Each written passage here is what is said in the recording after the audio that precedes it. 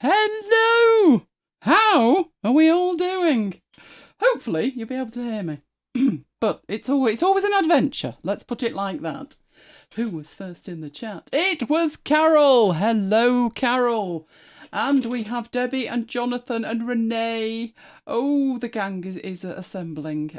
Peter, hello, Peter. Hello, Carol. You're live. We've got multiple Carols. I like that. We'll have multiple Debs in a second. Hello, Kim. Hello, Paul. Hello, Jonathan, young Jonathan.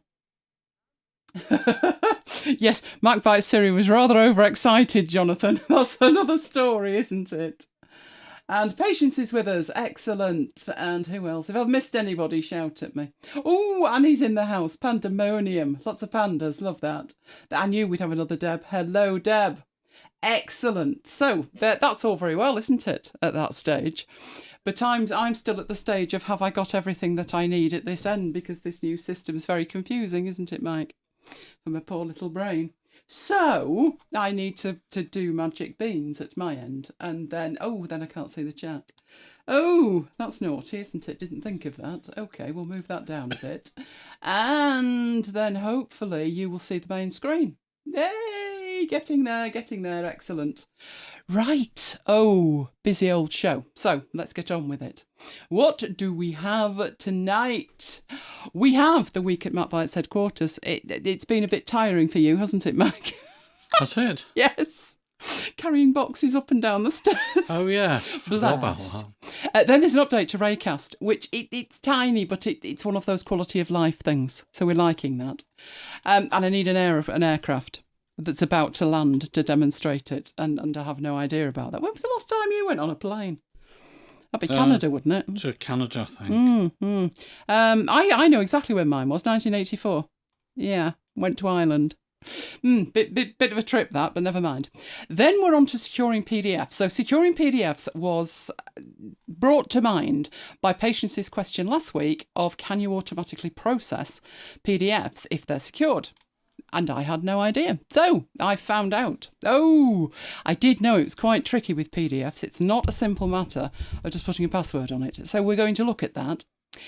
Then this week, a great update to the Logi options software. So I use a Logitech mouse and keyboard, and they've added smart actions, which I must admit my first reaction was so odd.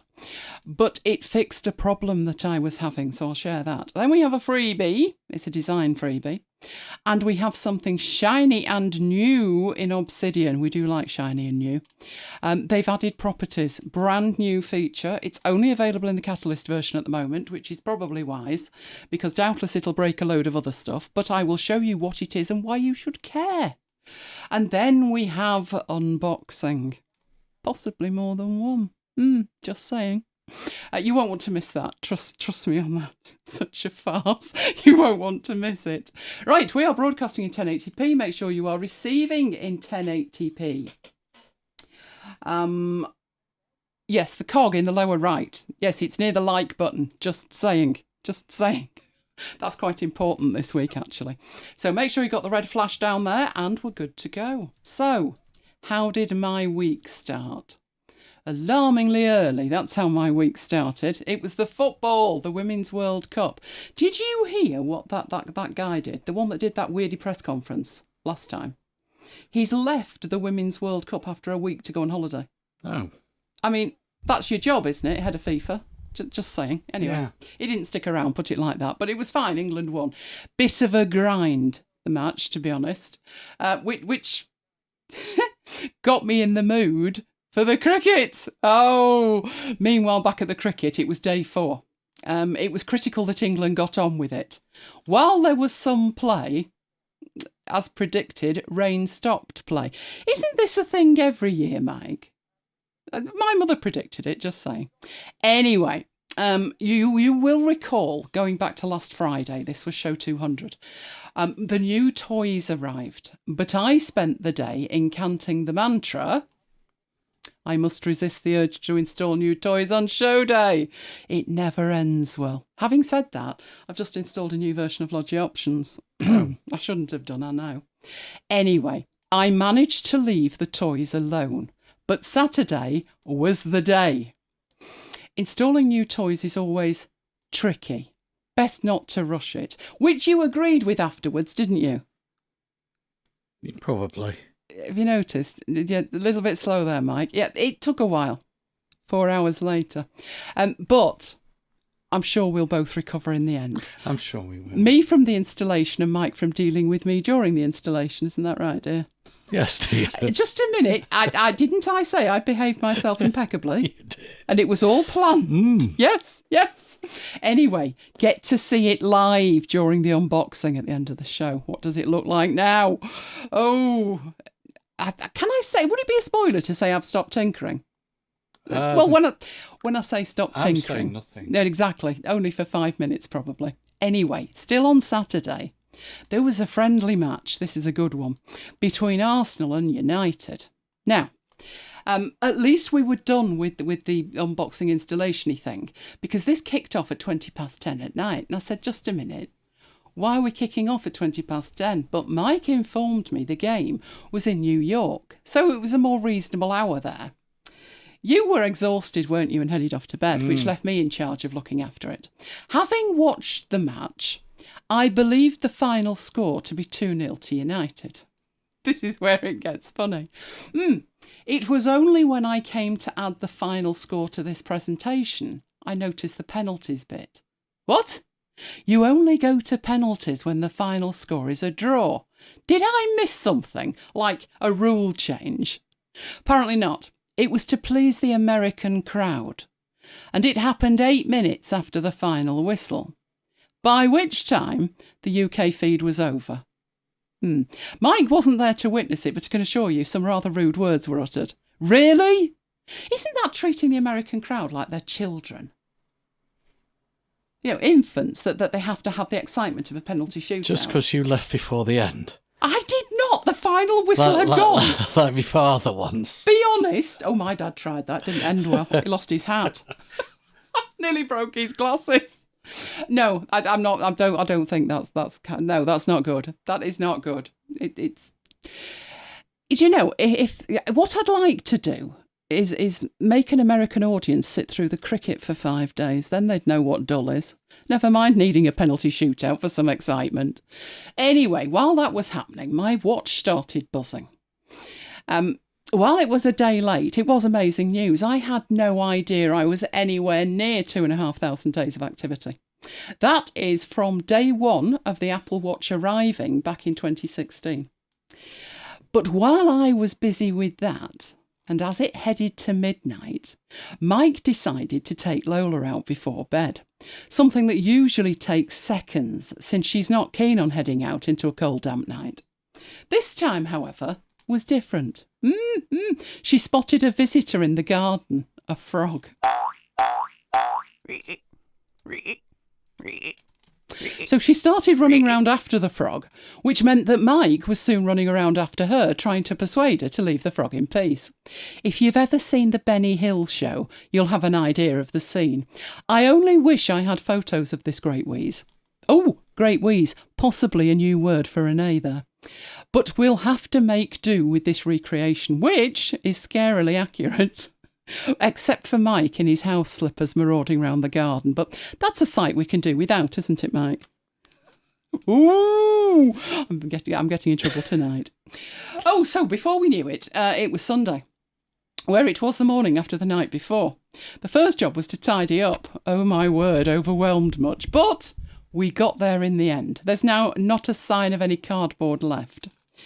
But obviously the excitement of the day was going to be the weather. Yes, and as predicted, it rained all day. My mother was right about it always raining when there's cricket on at the other Old Trafford. This picture said it all. This is the England captain. Bit grumpy, wasn't he? More than a bit grumpy. It meant that overall it was a 2-1 draw. 2-1 and a draw, which, since they were already the holders, the Aussies retained the Ashes. Did I ever mention what a stupid game cricket is? But we had other plans. Kiva loved the frog sounds. Oh, good. Wildlife for all the dogs out there. We had other plans. Getting all the kit set up meant we could finally get round to doing something we actually wanted to do. Recording. So that was Sunday taken care of, which took us into Monday. I had actually asked Mike if he could explain the rules about rain stopping play, but he told me it was somewhat complicated, a fact confirmed by the Daily Telegraph. Duckworth-Lewis. The Duckworth-Lewis rules. That's the one. Which is complicated because at United we've got Duckworth, Roberts and Bell. Too many Duckworths. But it was their post-mortem of the match, and it was complicated, apparently. Meanwhile, we were in the studio again on Monday, and by Monday night, I was deep in the edit in Hindenburg, and there was something on the way. You should have known that by now, to be honest. While I was doing good things, Elon was doing bad things. What was he thinking? I filed this under What the Actual. He changed Twitter to X. Didn't bother with any proper branding, just nicked an X out of a random font, and the job was done. The news today, this morning, was he's taken light mode away. So now everything's dark. So it's the Elon way or the highway, basically. So, Tuesday. Oh, yes, the small hours of Tuesday morning. There I was, minding my own, in my Twitter feed. I'm not calling it X, Mike, I can't. No, that would just be silly. But in my Twitter feed, I had something from United. I looked at that. This is our third strip, because, 2 isn't enough. Shall we say farcical? Farcical. I looked at that and I thought, does the tattoo come with it? But I believe not. But it was reminding me of something. My childhood, happy, happy days of my childhood, on holiday in Blackpool. You're wondering, aren't you? We discussed Blackpool on Maroon, didn't we? It's where the pleasure beach is. That's a dicey one as well. If we think X is bad, a pleasure beach, but it's not what you think. It's more of a what do we call it? The Alton Towers thing, a theme park. It's more like that, only it's called the Pleasure Beach. So why was it reminding me of Blackpool? Glad you asked. Inspired much by the humbug rock. So rock is a delicacy in Blackpool.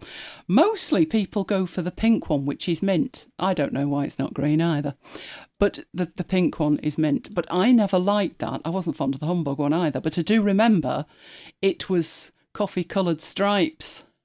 So, yes, I can see where they got their inspiration from. Perfect match. Meanwhile, Elon was tearing down Twitter, literally at this stage. But this was even more farcical. Even the workmen were taking photos as it went down. They were capturing the moment for posterity. But they weren't the only ones interested. The police were quickly on site. Elon, in his haste to rid the world of the bird, had failed to secure a permit for the equipment to be on the road. So 1-0 to the San Francisco police at that stage. Couldn't make it up. So it now says ER on the side of the building.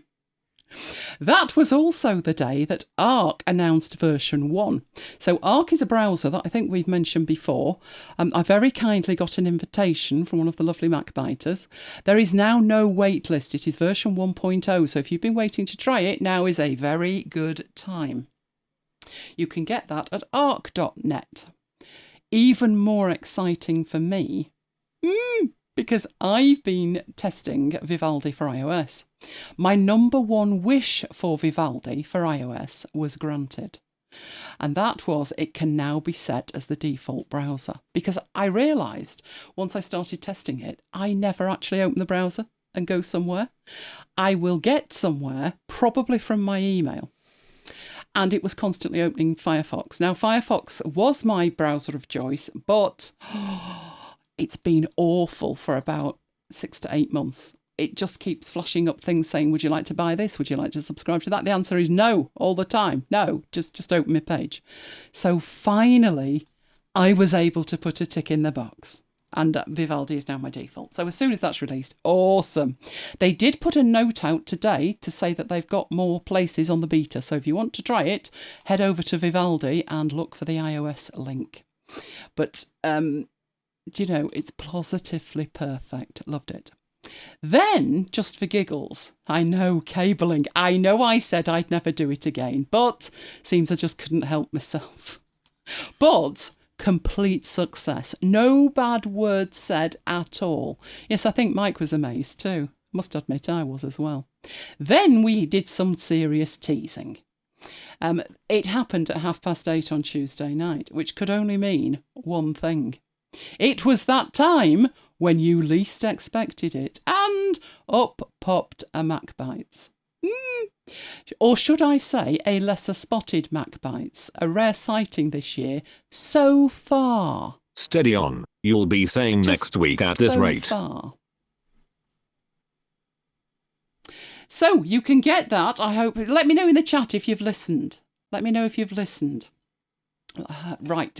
House. Excellent. I know. I've got a sneaking suspicion young Jonathan might have listened as well.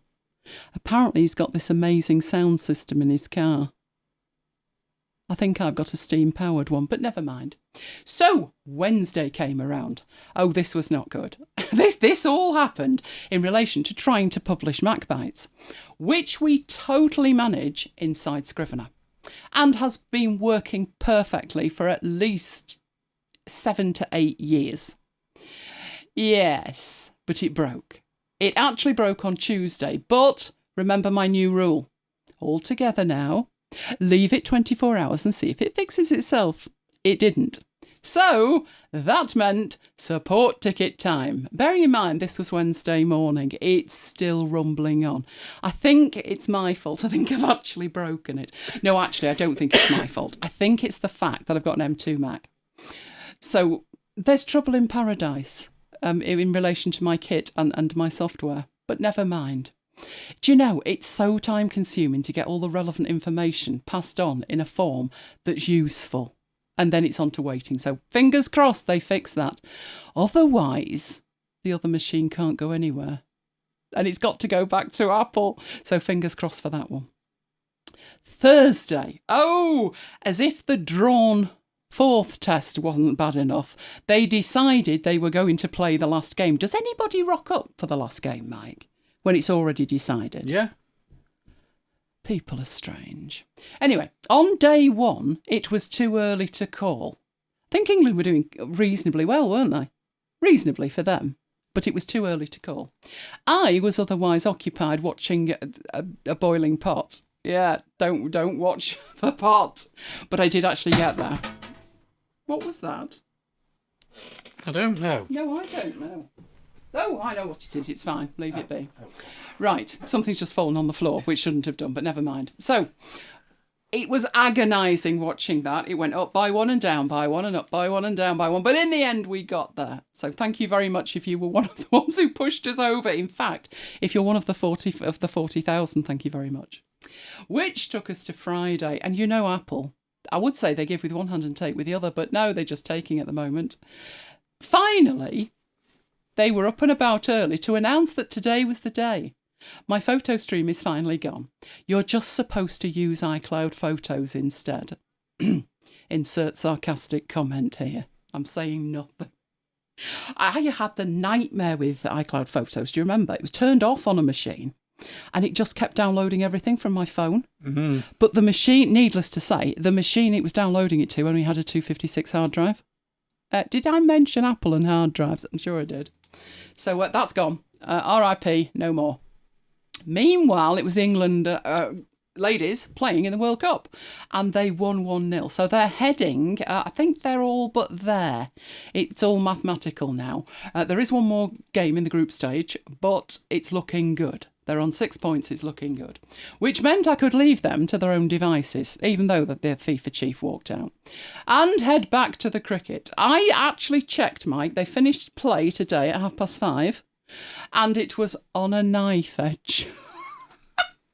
In fact, maybe you could explain this one. Is it not Inverdale? Who's the guy who does the cricket on BBC? No idea. Oh, well, him.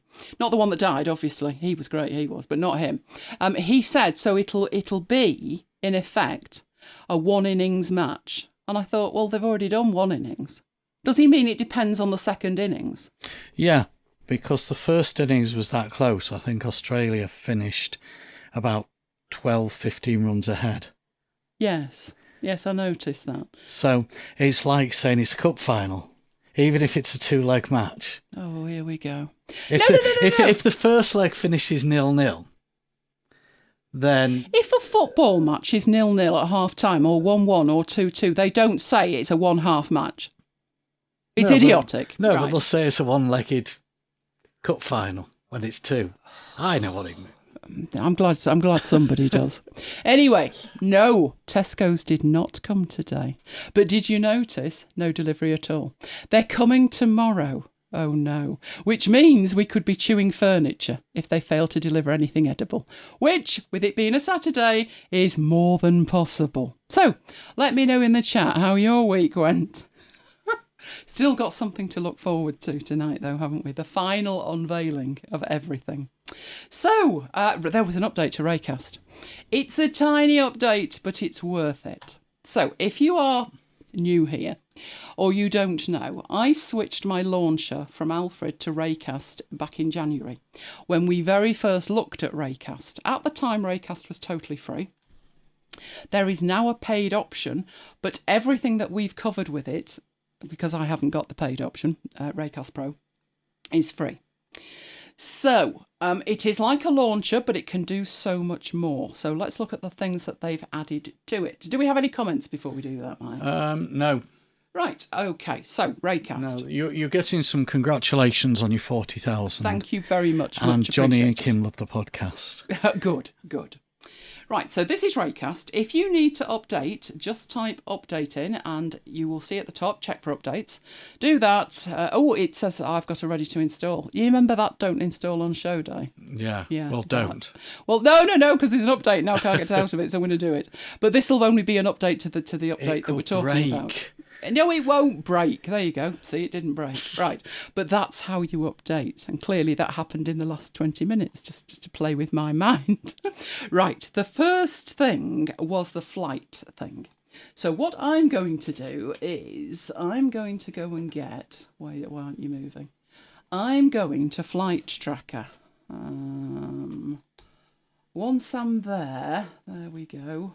And I've done all the magic like that. Let's bring that on and have a look at it. So, why I'm going here is, let's say your great old Aunt Maud's coming to visit. This actually happened to me, didn't it, with my Auntie Molly?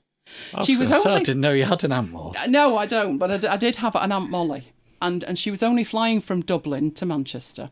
So for the uninitiated, Dublin... Manchester, going to take 5 minutes, isn't it? Well, it takes about 30, to be honest. No. Aer Lingus didn't want to do that. They dumped her, bearing in mind she was in her late 80s at this stage. They got her on the flight in Dublin. She thought she was going to Manchester, and they took a detour to Gatwick.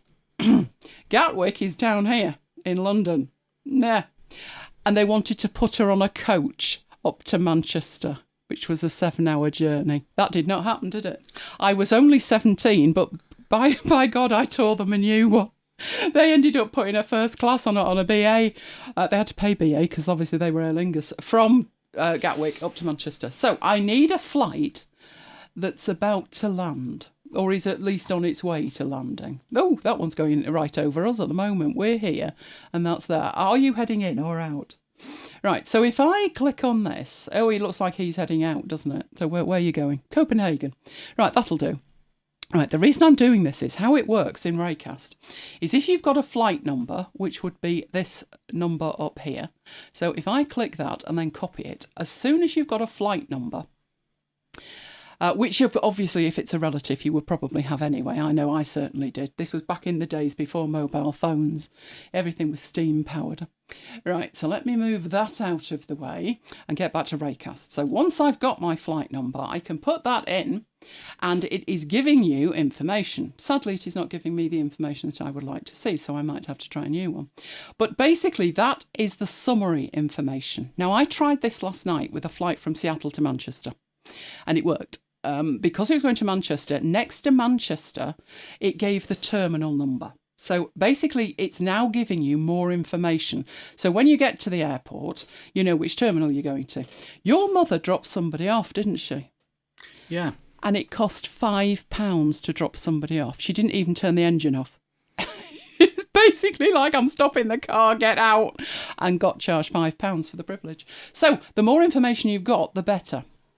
So what I'm going to do with that is, if I press enter at this stage, look what it's telling me at the bottom, open flight tracker. So I press enter and it gives me more information. So what I've now got here is it's telling me that it's boarding, it's leaving Manchester, Terminal 1, it's going to Copenhagen, and it's Terminal 3. So this information is much more detailed than it was before. Isn't it amazing they know when it's going to arrive when it hasn't actually left yet? Although it does say, how can it be boarding if it was supposed to leave at 8:30? This is why I don't fly. It's easier to walk. I'm probably faster half the time. But that is what it can now do. So you will now get the map, you will get the timings, you will get the status of it, and you will get the terminal for it. I think if I was checking that, like with my Auntie Molly, she was supposed to arrive at 10:30 in the morning. She finally rocked up from Gatwick nearly midnight. So I was checking all day, but I didn't have something like this. I said pre-internet. So I was ringing them multiple times, like 3 times an hour. It was ridiculous. So if you are tracking a flight, that may be quite handy for you. So that's one thing they've added. One of my favourite uses for this, so I'm going to open text edit. So let's get that open, ready. One of my favourite uses is there is a feature in macOS where if you use Command, Control and Space, you get that, which is the emoji picker. The problem with it is it's quite tiny. It appears wherever it wants half the time. But that was how I was getting to emojis. But if you go to Raycast and you type emoji, you can see that you can search emojis and symbols. So you just type in emoji, press enter, and you get to there. But you may notice if we go back, so let's get out of that. And as I type that in, there is a shortcut next to it, which is all 3 bottom modifier keys and the spacebar. And that gets me straight to it, so I don't even have to type emoji. I don't know about you, but whenever I type emoji, I spell it wrong. So, from nothing, Richard says you should have used CFAX. Oh, yes, but I was at work. We didn't have modern technology like a TV. You must be kidding.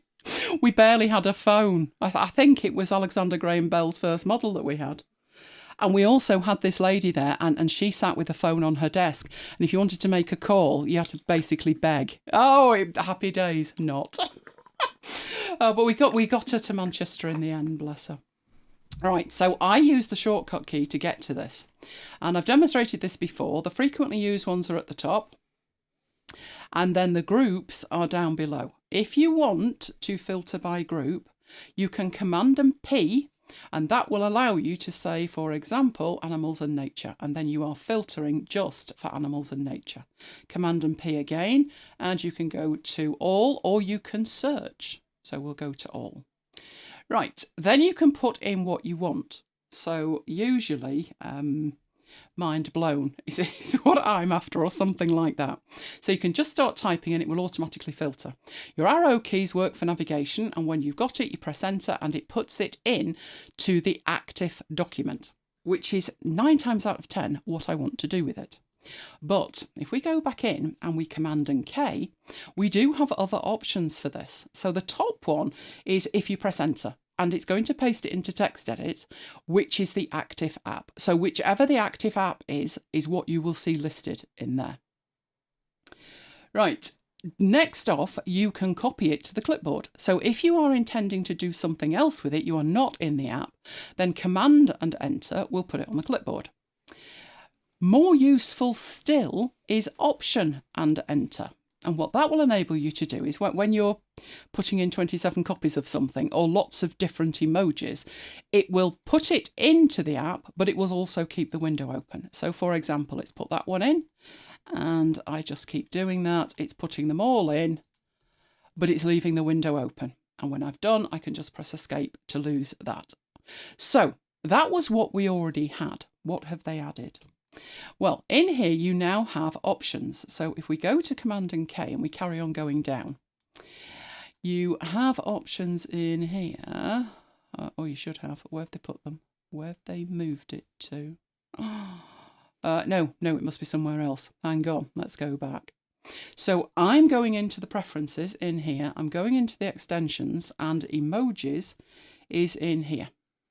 So if I do that, you can see here is my command. There's my hotkey. If you never ever use them, you can take the tick out of enabled and you won't see it. Right, but if I click on it, you can see that we've got extra options over here. So if you always paste more than one emoji, you can change the primary action. So do you want it in the active app, or do you want to copy it to the clipboard? You've got two options in there. But this is the new thing. You can also change the size. So medium is the default. Medium is what we've had since this feature was added. But we now have large as an option. So if we go into it, much bigger, much bigger. I'm not at the stage yet where I need them that big. But I'll be honest with you, I didn't like the small one, just saying. So let's go into Raycast. Let's go back to there, search for emojis, and try the small. You see, I always spell it wrong. Emoji. Right, there it is at the bottom. Right, so we've got it set to large. If you wanted to see, the only benefit to the small display size is that you can see more emojis. But let's get rid of that, bring it back. They're not bad, are they? They're not bad. I just think I prefer... When I first tried Raycast, I thought, I can't get used to this. The text is too small. Now on machines where I have Alfred, it's like, whoa, that's like being shouted at. So maybe I could get used to that and see more emojis. I don't know. But those are the new options that we have for that. Now, another thing that you can do with this entirely is snippets. So you may have a dedicated app for snippets. But if I go into here, no snippets. There we go, snippets. Again, it's an extension, so you can disable it if you don't use it. I was playing around with it for a specific job. So I did create some snippets way back, but you can also import them and you can search your snippets. So snippets are where you have some text that automatically expands to something else. So if I go into my search snippets option here, and again, you can see over here that you do have an opportunity to change the primary action. If you want it copied to the clipboard, you can do that. We can paste it into the active app. But in the search snippets option, so let's come out of there, go into here, snippets, and I'm going to search the snippets. These are what I created as a test. So this year, you can see it's by date. I created snippets for these. Now they're after hours shows. And what I did was put section key and a number, and it expanded the YouTube URL. I can't tell you how many times bad words were said when the wrong URL got attached to a show. So I decided I would try that. It worked so well that I actually took it out of here and I put it in Typinator. So in Typinator, which is my snippet manager of choice or text expander of choice, I've got all of these going up to 202. So these are where you create a short word and it expands to something bigger. So if we go back in here and we go to create a snippet, you give it a name. This is what this just describes it. This is not what you're going to, actually it is, isn't it? Yes, it is. This is what you're going to type. So if I wanted this to say something, let's put in here. I usually put a section key, to be honest. Now, if I do that and I put Raycast snippet, which is quite a long thing to expand, to be honest. I'm more likely like AH rather than After Hours, but Raycast snippet will do fine. Then move into here, and this is the text of the Raycast snippet. Right, and then I have an optional keyword at the end. So if, in fact, I am thinking that is that way around. I was right in the first place. So I can call this Raycast snippet, but my optional keyword down here, I'm going to put something different. So that way it could be hieroglyphics and it would still work, hopefully. So to create the snippet, I need to Command and Enter or click on there, and it tells me it's created the snippet. So back in here, if I put in my Raycast snippet, which was one of those, not the other one. So let's do that again. Raycast snippet. It will expand it. Now, like I say, this isn't something that I particularly use in Raycast because I have Typinator, which gives me more features. If you're wondering why, if it was just a matter of expanding something, then I would use Raycast or I would use Alfred. Typinator gives me the benefit that I can ask it to do something. So, for example, if I put in here MacBites date and time, it gives me a window and I can type it in. So you can see this is today's year, month, day, and the time in GMT.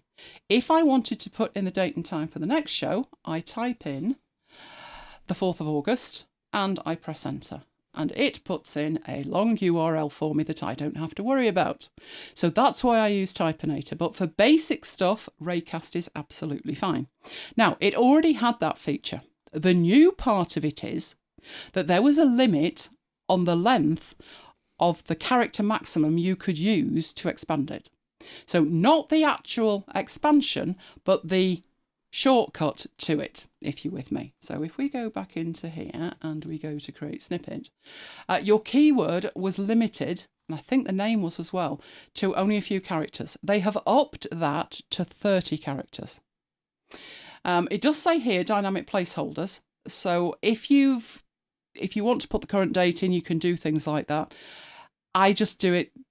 Typinator can do so much more, and I have it doing a lot more. But you can get quite clever in here, and I'm sure they're going to improve this over time. So those are the new features. Do we have any questions about that? We don't have any questions. Put in the chat what launcher you're using. I started with Quicksilver, and then moved to Launchbar, then Alfred, and then Raycast. Funny that, I did the same. That's because I tell you what to do, isn't You it? do, yes. In a good, kind way, Mike. Yes. Don't make it sound like the army. Right, let's get rid of that then.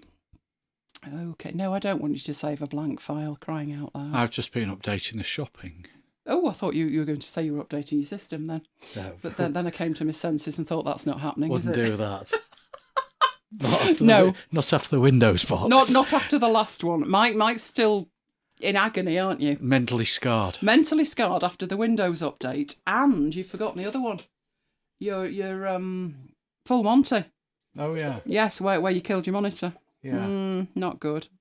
Right, okay, so securing PDFs. So last week we were looking... Carol says she did it exact same sequence as you. Oh, did you know, I think I would have stayed if I could have done with Quicksilver. I used to love Quicksilver. And the only reason I moved was it was Leopard that broke it, wasn't it? You could install it, but half the features didn't work. So we're talking here when Leopard was released, which was October, November 2007. If you had it installed, it broke it. But if you had the installer, you could install it. But they'd taken the installer away. Luckily, me being like a digital squirrel, I had a copy of the installer. Do you remember me FTPing it to Mike Burke? Yeah. Our other presenter at the time, he's like, oh no, my Quicksilver's broken. I said, I've got a copy of that. Incoming FTP. Those were the days. Right. So last week we looked at automating PDFs. And the rationale with the automation was we were trying to split a file. So that was what we did. Then Patience asked a very intelligent question, which was, what about if it's password protected? Oh, that opened a can of worms. Normally, when you think of password protection, you think a file is either password protected or it's not. Not with PDFs. PDF password protection is much more granular than that. But of course, it depends on the app. So the terminology used and the features that are available in terms of security and permissions very much depend on the app that you're using. Now, on my previous Mac, I was using Adobe Acrobat. Previous to that, I'd been using PDF Expert, but it went weird in terms of subscriptions and all kinds of weirdness. So I was using Acrobat. So with Acrobat being the native app for it, I had every feature. I have not got round to installing Creative Cloud yet. So at the moment, I'm in preview. So that's what we're going to use. But it does show you that even the much cheaper apps have some of these features. Maybe not all of them, but they will have some of these features. And as I say, the trick is to appreciate that they may be called something different in different apps. But in terms of being granular, there are two different levels of password protection. So one is the standard and easy to understand. You need a password or the file won't open. That's simple. The other level is to work with a file. So it could be that you receive a PDF and you open it and you start working with it. And maybe you've printed it and you've highlighted it and everything is grand. And then you come to do something specific with it and it won't do it. And you think to yourself, but I wasn't asked for a password, so it can't be password protected. The thing is, it can. So with a PDF, you may see a password dialog box as soon as you try and open the file. Alternatively, you may see a password dialog box when you're trying to do something specific, and it could be print, it could be extract things, it could be a range of what are called permissions in preview. So that is what we're going to take a look at. When we've looked at that, we'll look at how to take a password away, and we'll also see what automation is possible when you have secured a file, because it's not as catastrophic as you think. Okay, so that is what we're up to. So I'm going to open preview, and preview is going to scream, isn't it? Where are you? Oh, you've opened on the other screen. Right. So I happen to have in here a range of files. So what I'm going to do, I'm going to start with a designer file, which we worked with last week. So this file has no password protection on it at all. If you want to copy the text from it, you can do. So if you go in there, you can copy that and paste it somewhere else. So there is no security on this one at all. Now, what I'm going to do is make a copy of it. So I'm going to name it at the end because it gets complicated when you're working with these files and they're just called 1, 2 and 3. Right, I'm going to call it open password. So when I open this file, right, you can see it doesn't stop me at all. There's nothing it's doing with that at all. But if I go into file, there is an option to edit permissions. There's also an option that I could export the file. So if I go into export the file, you can see that you also get access to the permissions at this stage. So this would mean that this file is my original and I want it leaving alone. But I would like to create another file that I'm going to pass around to people, and I would like to change the permissions of it. That is one way to do it. Now, the way I did it was I duplicated the file first. So if we look at what I've got in here, come on you come. There's the originals. These 3. This one I'm about to add an open password to. So I did it by duplicating the file first. Don't want any accidents. The reason I say that is Preview works like every other Apple app. If you go into here, you'll see that there isn't a save as, there's a duplicate. Obviously you can bring the save as back with the option key, but I don't want to get into a place where I've overwritten, because if I just save it, it will automatically save it. And I do not want to end up with something with a password on I didn't want. So I duplicate the file first. Right, so I'm going in to edit the permissions of this file. Now you can see, require password to open document. And you then enter the password and you verify your password. But notice that along here, if we go along there is, that wasn't the best I've ever drawn, was it? Right, there is a line there. That line is delineating the fact that the open password and the permissions are totally separate. So let's say that I want to require an open password for this. So I'm going to go in here and I'm just going to put in password. Let's not make it complicated. Right, you'll notice at that stage, I can't do it. The apply button is dimmed out. That's because to require a password to open the document, somebody, the owner, needs to be able to take that password away or change it. So you need an owner password for this. So I'm going to put in owner password and type that again. Right, now I can apply it. Obviously, I can apply a lot more in terms of permissions, but at this stage, all I'm trying to do is ensure that if somebody tries to open this document, they're prompted for a password. So I'm going to apply that. I don't even have to save it because, this is Apple. It'll save itself. So I've closed that down. Over here, this is the document that I've just changed. So double click on that. Why did you not require that? Crying out loud, which one have you put it on? Did it put it on the wrong one? No, it didn't. It's just playing with my mind. That's naughty, isn't it? Let's see what's going on with this. Right, edit the permissions. It didn't stick. Okay, we'll do it again. Just because we can. Why did this work in rehearsals, Mike? Everything always works in rehearsals. Right, owner password. Right. Maybe I did need to change to save it. Owner password. Right, apply. Save. Although this did not indicate it needed saving. So I'm not having that as my fault, it's them. Right, let's do it again. That's what we should be seeing. Right, so we added a password to open it. If you don't know that password, you're not getting beyond this unless you know a dirty trick. A dirty hack, which we will be looking at shortly. It does tell you how many pages you've got, but each one is blank. Now, the password that we're putting in here, notice it says enter the password below. The document is password protected. Right, doesn't specify which password. I'm just going to check if it would take that one. It will take either. So at that stage, what I typed in was the owner's password and it let me in.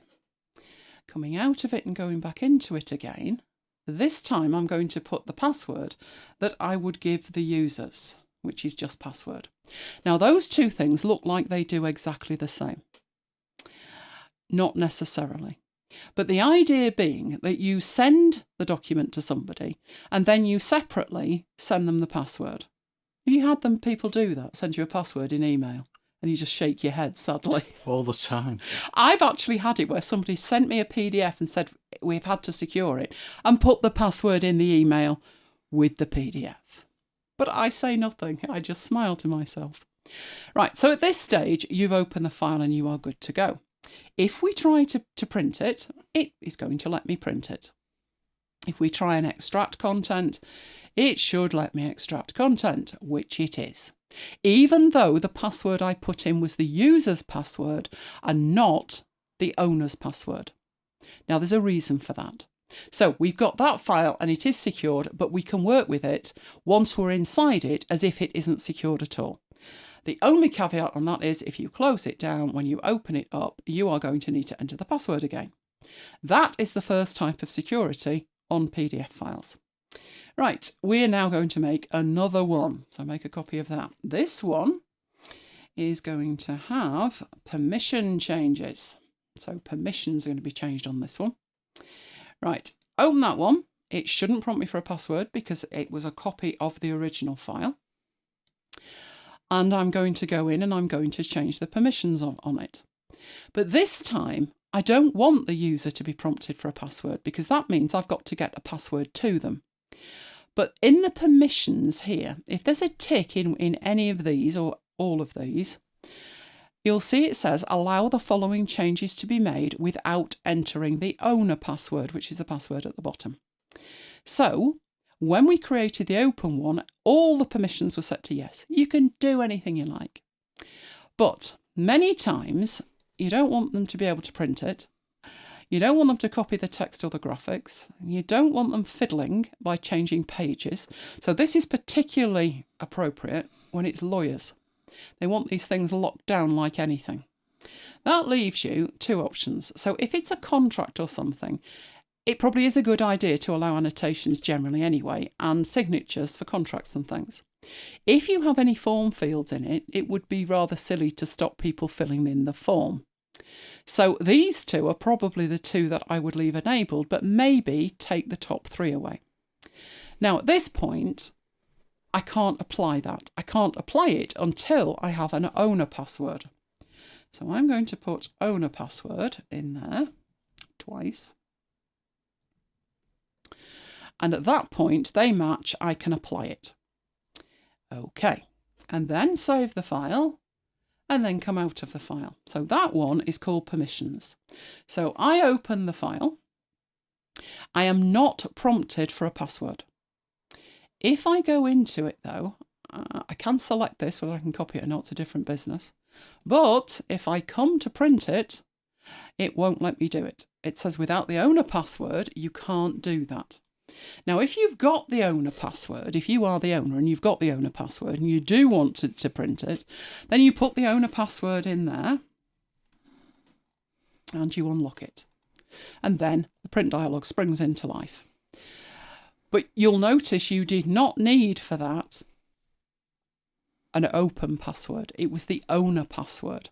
So for most of the documents, people you send that to will be completely unaware there's any kind of password on it.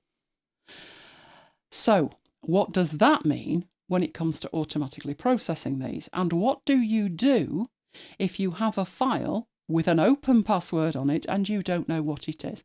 How many times has that happened to you, Mike, on an Excel file? Regularly. I've got this file and somebody's left the business and I don't know what the password is, and there you are, dirty hacking yourself. I have a YouTube video to show you how to break the password. Which is what we'll be doing. But before we do that, let's look how these two files behave if we come to automatically process them. So, quick recap of what we are working with here. We have these two files. This one has an open password, this one has permissions set. Right, let's put that on one side. What I then need is that from last week, which was where the automatic processing was happening. So we don't need you, go away.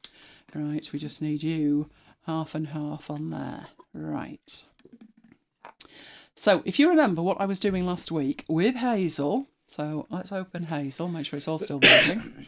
I think it is, apart from the fact it's using this workflow and it's putting them on the desktop, but it'll do. Not broken, it'll do. So we created this rule which says if a file has a PDF extension and you move it to the watch folder, which is this one up here, split the file, move the file to the completed files, and the split files will be on the desktop. That's what that is doing. Don't need to go into the details of it. If you missed it last week, go back and look at last week's and it explains it. But that is what we're doing. So we're saying if a PDF file comes into here, move it into here. So I've got these no print and all kinds of things here. So let's get rid of that. That was earlier. Yes, away you go. Right. So I am going to take the one with the permissions set and I am going to put a copy of it into the watch folder. It will strut its stuff, magic will happen, and there are the pages. And you can see from the thumbnails, before we go any further, that it has managed to do that. So despite the fact that that has an owner password on it, and I have said don't print it, don't do this with it, don't do that with it. In fact, the only things I said it was allowed to do were annotations and form filling. And I won't say it's ignored me because obviously they've not figured into account doing this with it, which is splitting it into individual files.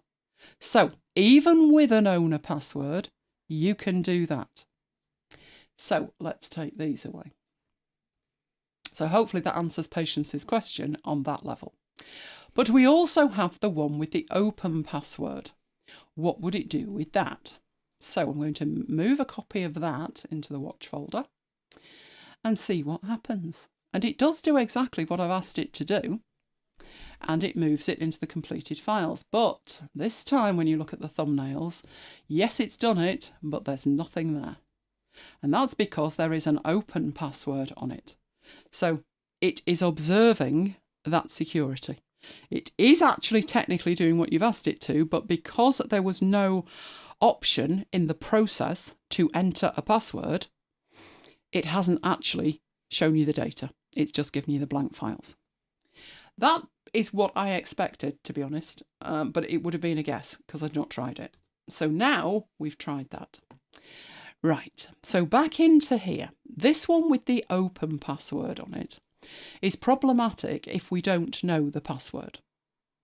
Obviously, we can't get into it, and although we can technically split the file, we're getting blank results out. So, what if we don't know the password? That is the next thing to try. I'm going to put that over here. I'm going to bring up, no, not you, the other window, if it's all the same with you, which is actually a computer. Right, I'm going to take that full screen. We're working on a different computer here. The reason we're working on a different computer is not because there's anything wrong with this.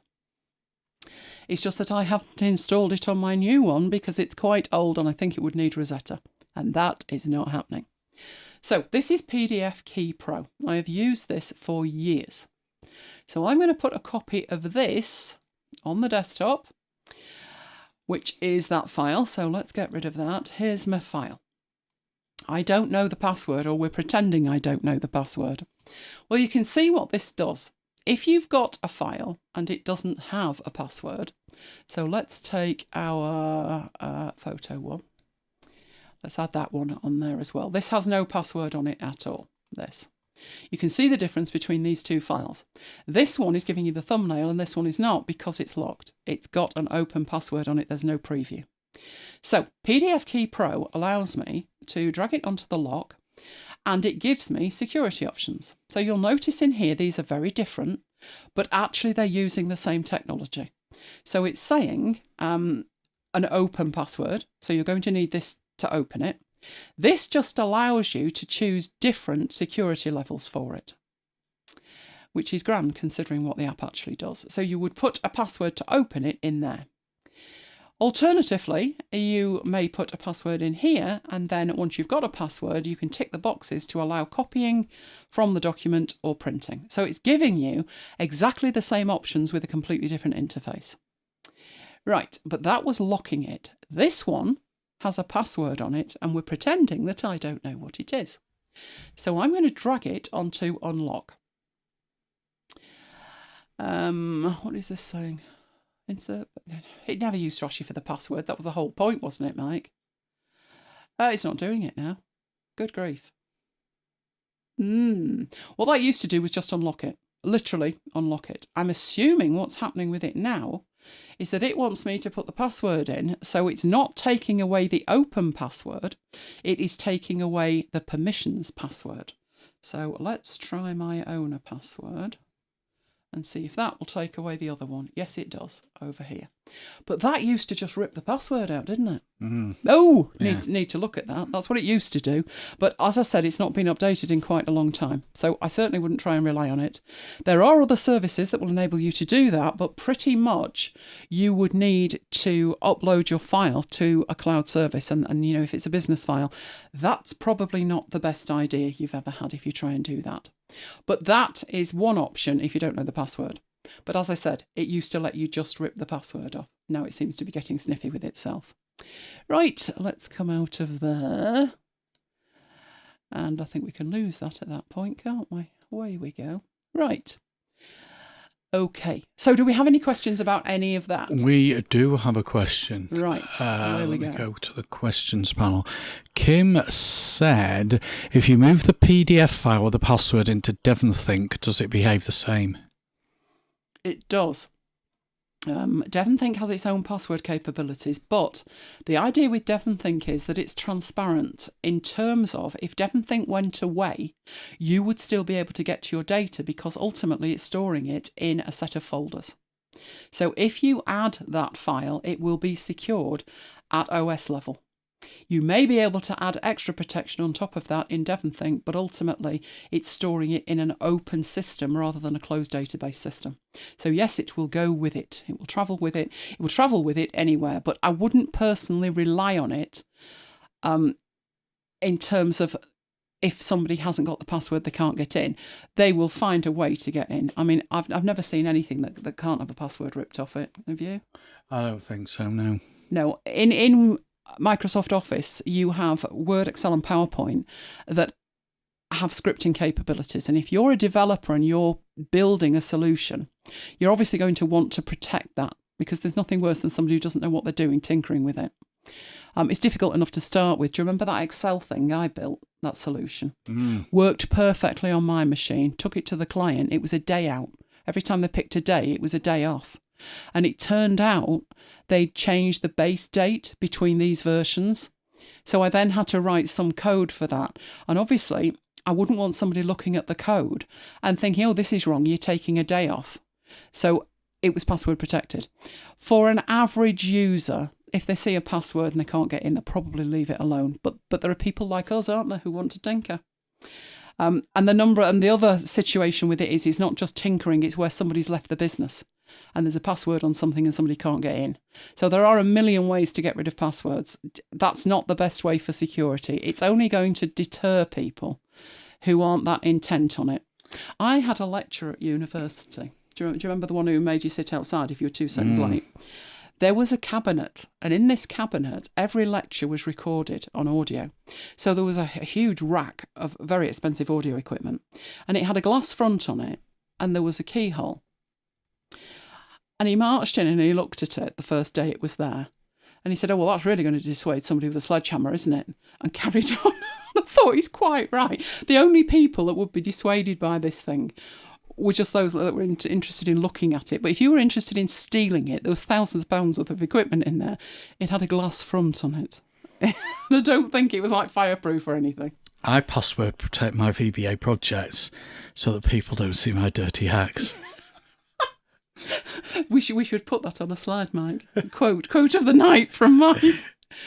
There are, I mean, I would do it anyway, even though I know for a fact it's not really secure. It's just secure enough. It's only going to deter tourists. It's not going to deter somebody who is intent on getting into it. No, it's not. Which is just as well, because otherwise you wouldn't be seen as a genius at work, would you? True. When people have been playing around with it for 5 days and can't get in, and then they come to Mike with, like, I don't suppose you can do anything. And well, I'll have a look at it. You know, never say yes. I'll have a look at it. I'll see what I can do. See what I can do. Yeah. You make them wait for an hour, and then you go back and you say, here you go. And they're so grateful. But, you know, if you just said, yeah, it's easy, they don't appreciate it as much. Yeah, there you go. So do we have any other questions on that? No, Patience said it answered her question. Excellent. Right, I have no idea what's coming up next, but I will do when I get rid of that. So let's get rid of that. And I know what's coming up next. Right, let's head back into here. Okay, Logi Options Plus. This is, in essence, a driver. It is a driver for the equipment that I choose to use. So for many years, I used an Apple keyboard and an Apple mouse, although I wasn't overly fond of Mickey the Magic Mouse initially, was it? I warmed to it. The reason that I switched to Logitech equipment was the Magic Mouse was unusable in Hindenburg. It just jumped all over the place. To the point you could buy, and I kid you not here, I should have got a picture of them, mouse slippers. They were little strips of plastic that went up the side so you could actually hold the thing without touching it. So yeah, that got binned. So the first device I got was this one, which is the Logitech MX3, I believe. The idea with this is, yes, it does come with a USB thing. Don't bother. Mine are in the drawer.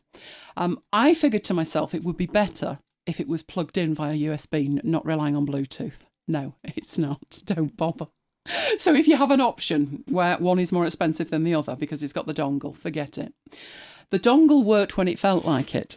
The Bluetooth is rock solid, so I don't use that. But the reason that I bought this mouse is, one, ergonomically, it's better. The other reason is the extra buttons on it. So you have got the USB thing if you want with that particular model. There is a cable. It charges the way it should at the top, where you can see that there. It's facing you with a USB-C thing. But the big thing is the extra buttons. So you obviously have a left button, a right button. You've got the wheel. So on a Magic Mouse, you just use your finger.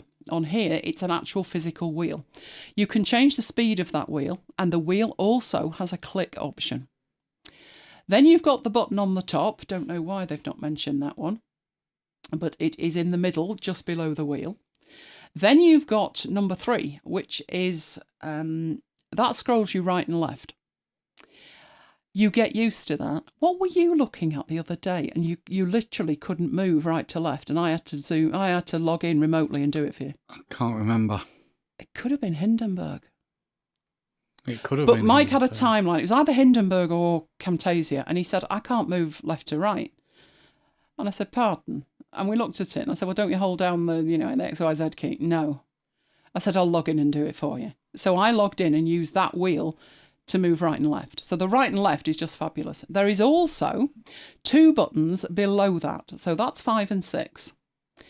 I have those set to copy and paste, which is why you never see me copy and paste. I'm not using a shortcut key. The first one, the front one is copy, the back one is paste. There is another button, which is so tiny. I'll move my mouse pointer so you can see it. It's there. Tiny, tiny button there, which is underneath where your thumb is.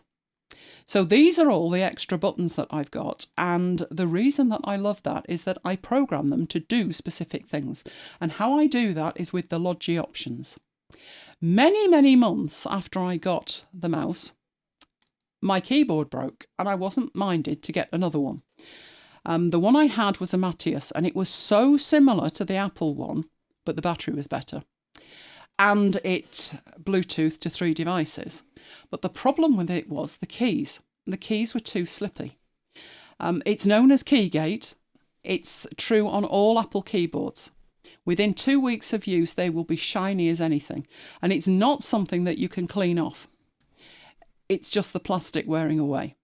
So I needed to replace the one I had. I wanted a keyboard that would attach to 3 devices, which this does over here. So F13, 14 and 15, if I press the first one, it attaches to my first Mac, the second one attaches to the second, and the third one attaches to my iPad. When the other Mac disappears and is no longer needed, I will have this attaching to 2 iPads. So those are those buttons there. Other than that, the keys, the shape of the keys is great for typing on. My typing speeds increased enormously. And all the stuff that you would usually expect, like the brightness, the contrast, all of that, all of the Apple features are available on these keys. Again, that comes with the useless USB thing, don't bother, and a charging cable. So again, this charges with USB-C. So those are my 2 devices. Luckily, because they're both from Logitech, they both use the same driver, which is the Logi driver. So let's go in and have a look at that, because this is what they've added extra features to. So it's called Logi Options Plus. And it even knows if it's morning, evening or whatever. So what you see in here initially, I've added both of these devices already. And it gives you the feedback down here telling you what the device is. So it gives you a picture of both devices. And then it tells you the battery status. So this one is full and it tells you it's connected via Bluetooth. And this one will tell you the same. If they were connected via USB, they would indicate that. But obviously we've been there and done that and we're not doing it. If you need to add another device, so initially I was using this with only the mouse. When I got my keyboard, I went to add a device and I added a device to Logi Options. Now there is actually Logi Options and Logi Options Plus. The Plus one is the newer one of the 2. So on this machine, I've never installed the other one. I don't. It might need Rosetta, so we're leaving it alone. Right, so in here, it makes more sense to start with the mouse, just show you how this actually works. So each of these buttons is highlighted here, and if you want to change what they do, you click on them. So for example, this copy button here, copy is on the forward button and paste is on the back button, because I use copy and paste all the time.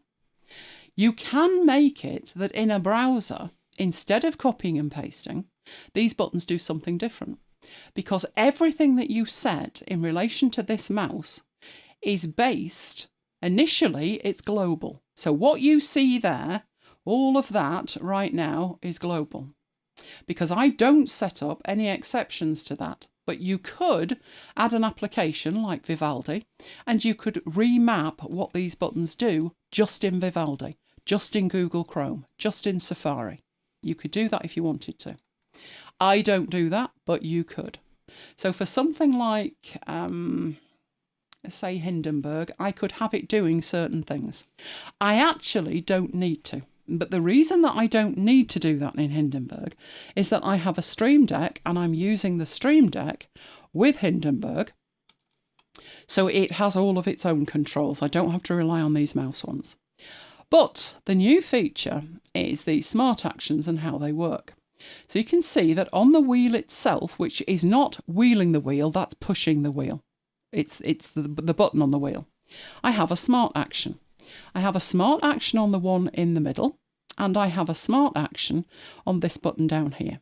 Now, all of my smart actions do the same thing in different apps. So I have 3 different ways to take a screen capture. I have the default one, which is Command Shift and 4. So if I actually use the keyboard and I say Command Shift and 4, you can see it turns my cursor into a selection handle. And if I press the space bar, it enables me to select a window. And all I need to do is click on that, it's taken a screenshot. That's it. But it's a 2-step process. I have to use Command Shift and 4, and then I have to press the space bar. Honestly, I very, very, very infrequently take any screenshot that's not the full window. So to have to do 2 things to do it makes no sense. So in here, when I go into there, I get to decide what happens here. Now, there is actually in here, you can search. So there's recommended things that you could do. Enable the gestures, take a screen capture. So if there's an option to take a screen capture, why wouldn't I use it? Well, the thing was, I was using it because I didn't create any smart actions. I was just using the screen capture feature.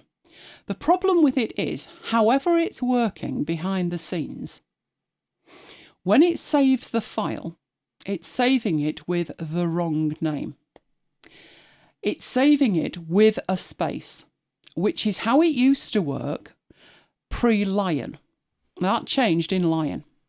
So I think they're hooking into some kind of API in here, and it's naming it the old way. And I want all my screen caps to be named the same. So what I did to fix that, and I think I mentioned this last week, in Hazel, I've got it saving to the desktop. And what I do with it is say, if the name starts with screenshot with a space, rename it with this pattern. So if I go into the pattern, you can see how I want it renamed. I want it renamed without the space. And then I want to use the current date. Let's do the edit pattern so you can see it. And I create that. So it's the current date with the date first, followed by the month, followed by the day, space at space, and then the time separated with full stops. So I had to create that myself. Right. That is going to rename it, and then finally it's going to move it to the downloads folder. So it actually needs to do quite a few things.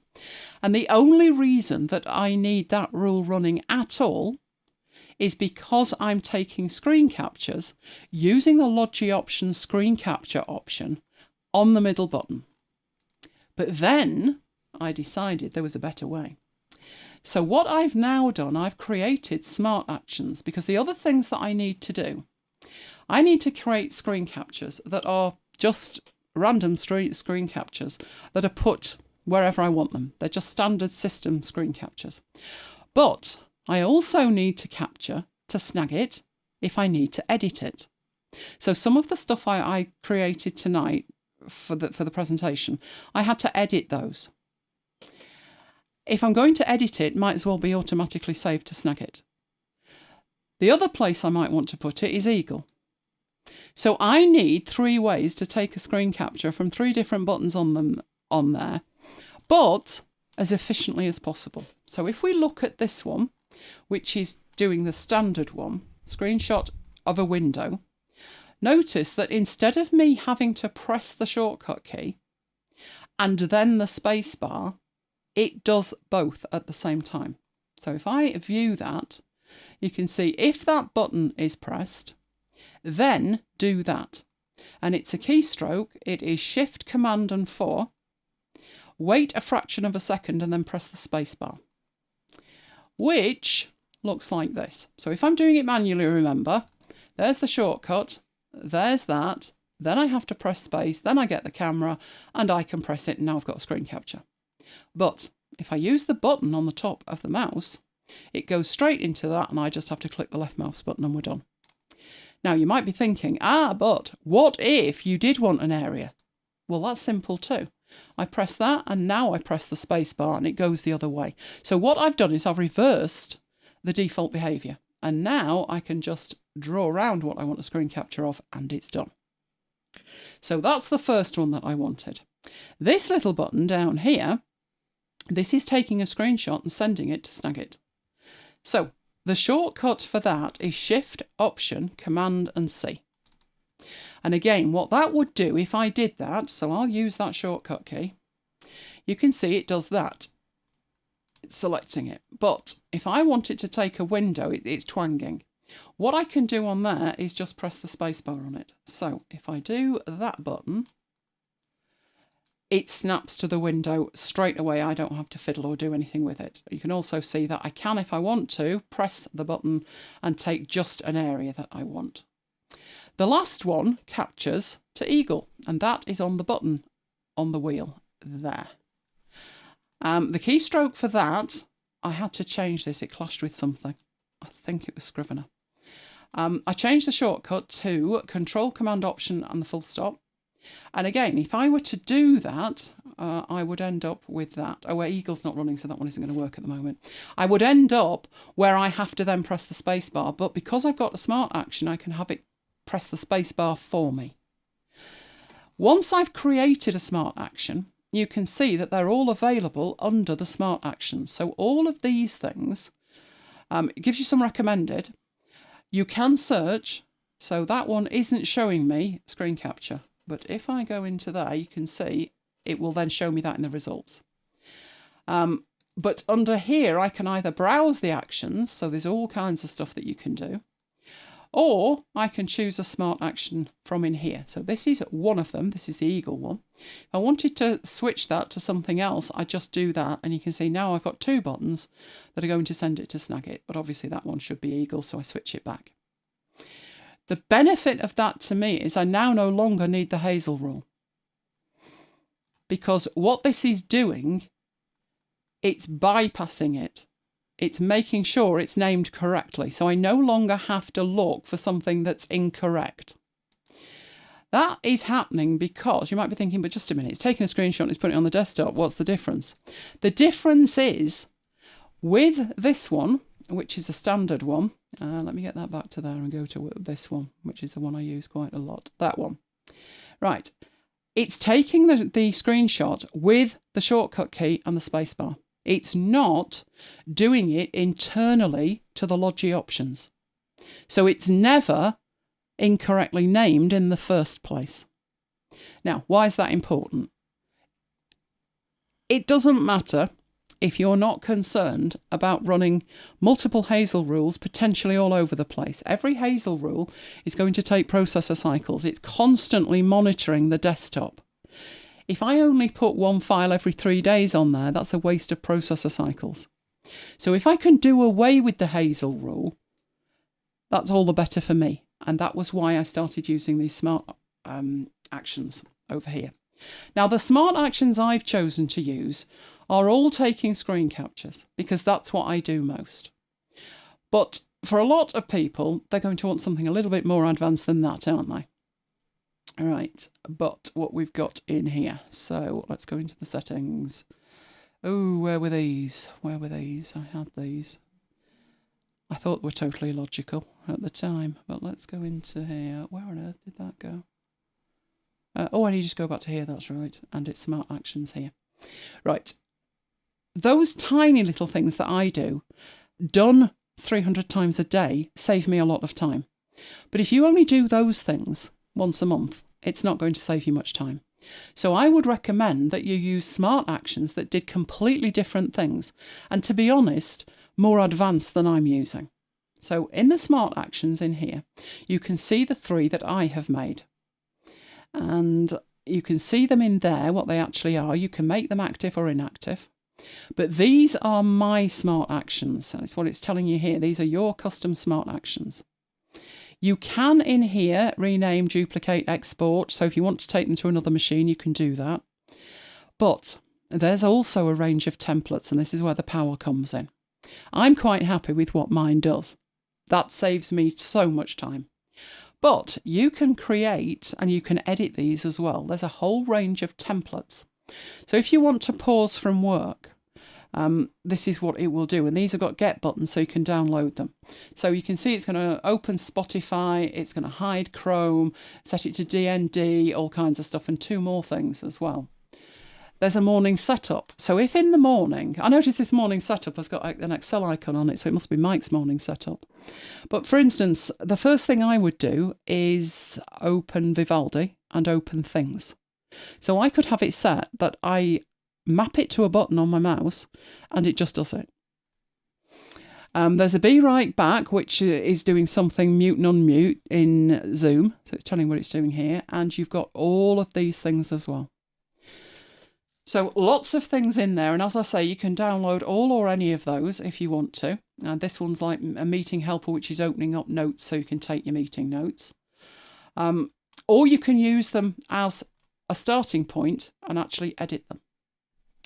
I'm quite happy with the fact that mine does pretty basic stuff, but it's the stuff that I do 1,000,000 times a day, which is why it's so important. So that is why I would stick with my Logi kit now. When I got the keyboard, I wasn't overly bothered until I started typing on it. It's been here 10 months and the keys look brand new. The one that came with my iMac is that shiny, you can see your face in it. And I hate typing on it. It's horrible to type on. You said yours was shiny as well, didn't you? It is shiny. Very shiny. Yeah, very shiny. Yeah. And there isn't anything you can do. Light shining off it. Yes, mine isn't. I did expect I would need to clean this, at least once a week, but it's the plastic. The plastic is a much higher, better quality plastic, which if you're typing on it, for me, like 18 hours a day, it needs to be. So I would be sticking with the Logi keyboard and mouse for a couple of reasons now. One, I think it's better quality. It's certainly not shiny. But now I've got these extra features where it's actually changing how I'm interacting with the machine. So do we have any questions on that? We do. Yeah, there's another one I'm just going to paste in a second. Richard says, can you get left-handed ones? I've not seen a left-handed one, no. I must admit, I've not seen one. Alex says, what's wrong with using Rosetta? Potentially there's nothing wrong with using Rosetta, but I had to use Rosetta when I got my very first Mac in 2006. Inadvertently, we went out to buy a Mac. We had no idea what we were buying. I'd seen the Kiefer Sutherland advert, but that was about it, advertising the new Intel processors. And luckily, we got an Intel Mac within 2 or 3 days of it being released. But that meant that much of the software needed Rosetta to run because it was PowerPC stuff, and it didn't run great, and it crashed a lot. So when I got my M2 Mac, I thought, right, it's been out 3 years. Any software that hasn't bothered to update itself to be Silicon native, I'm not installing, which was why there was a calamity with Hindenburg. Although Hindenburg itself was a native Silicon app, part of the installation process required Rosetta. So it was like chicken and egg. Yeah, you can have it, but you can't have it. So that's why I got in touch with them. So I'm just reluctant, not that there's anything necessarily wrong with it. I'd just rather stick with software that doesn't need it. And that way I don't have to worry about it. You can, if you do install Rosetta, uninstall it. But it's one of those uninstall things where you've got to boot to safe mode and incant all kinds of things to make it happen. But I do know somebody who's done it, and you can get rid of it if you need to. But for me, I'm just not going to bother installing it, then don't have to worry about it. I'm also thinking, if you've had 3 years notice and you've not updated your software, then maybe you're just not updating your software. I do know by November this year, everything is going to have to be Rosetta, non-Rosetta. It's going to have to be native. So fingers crossed that we get to that point. What else have we got, Mike? Rodney says, does it work on a MacBook Pro? Does the driver work on a MacBook Pro? I presume so. Yes, it does. Yes, it works out everywhere. One thing I noticed, and I must admit, I've had the mouse for a long, long time. When I came to install this new machine, I didn't have the driver on it. But I was using the keyboard and mouse. So I was using the keyboard and mouse without the driver. And how I zoom in wasn't working. And then I realised I had to zoom the other way, and it made no sense to me. I want to pull back on the wheel towards me to zoom in. That makes sense to me. Then, because I couldn't edit anything on my machine, I ended up editing it on Mike's, and I'm trying to zoom in and it's not working there either. And I realised it was the Logi driver that was making it logical, you'll pardon the pun, in terms of which way I scrolled with it. Now, my native scrolling's on and all of that. It's just that the driver makes that even better, that it works in a logical way. Because that job I have to do once a week, I'm on Windows. I never scroll the right way. I never scroll the right way on Windows. So yes, it does work. It works on any Mac. What else have we got? Jammy, who's an hour and a half late. Oh, Jammy. Wants to know how the lovely, beautiful, perfect new Mac Studio is. Beautiful. Perfect. Oh, don't tempt me. I'm tempting fate with that. It's amazing. And if you hang around, Jammy, you'll see it later. We have an unboxing. It's a massive box. You'll like it and you'll see the studio. Anything else? No, that's it. Right. Okay. Right. Let's get rid of that and head into the next one. Right. That's my driver gone. Oh, freebies. Right. This was one of the things that I did with Snagit. So that wasn't what that looked like. It had a promotional thing down the side with prices on and stuff that's just not needed. So I edited that in Snagit. But yes, it is a deal jumbo for a mock-up template. And the mock-up template is a range of frames and you can put your content inside there. Yes, they work with Photoshop and yes, they work with Affinity Photo. So I'll leave that on there. It's quite a long URL, that. I did put the link in for you to copy and paste. Yeah, I've got it. I'm just going to paste it. Patience says she struggles with scrolling between Windows and Mac. Mac at home, Windows at work. My co-teacher gets a kick out of seeing me readjust every morning. There's a couple of ways around that. What was that app called? I can't remember. The one that scrolls the other way. Yeah, was it Reverse Scroller? It was Reverse, you're right. Reverse Scroller. So you can either change the system settings, or you could use this app and probably, you can probably change your Mac easier than you can change work. So that's one option. I guess the other option is just to kind of keep saying to yourself, when I'm scrolling down, I'm like, you've got to go that way when I'm on Windows. But that's because you see, I've got an issue at the moment. I mean, the M2 Mac is fabulous. Just don't try running Windows on it because my VM is a standard Windows install that needs Intel.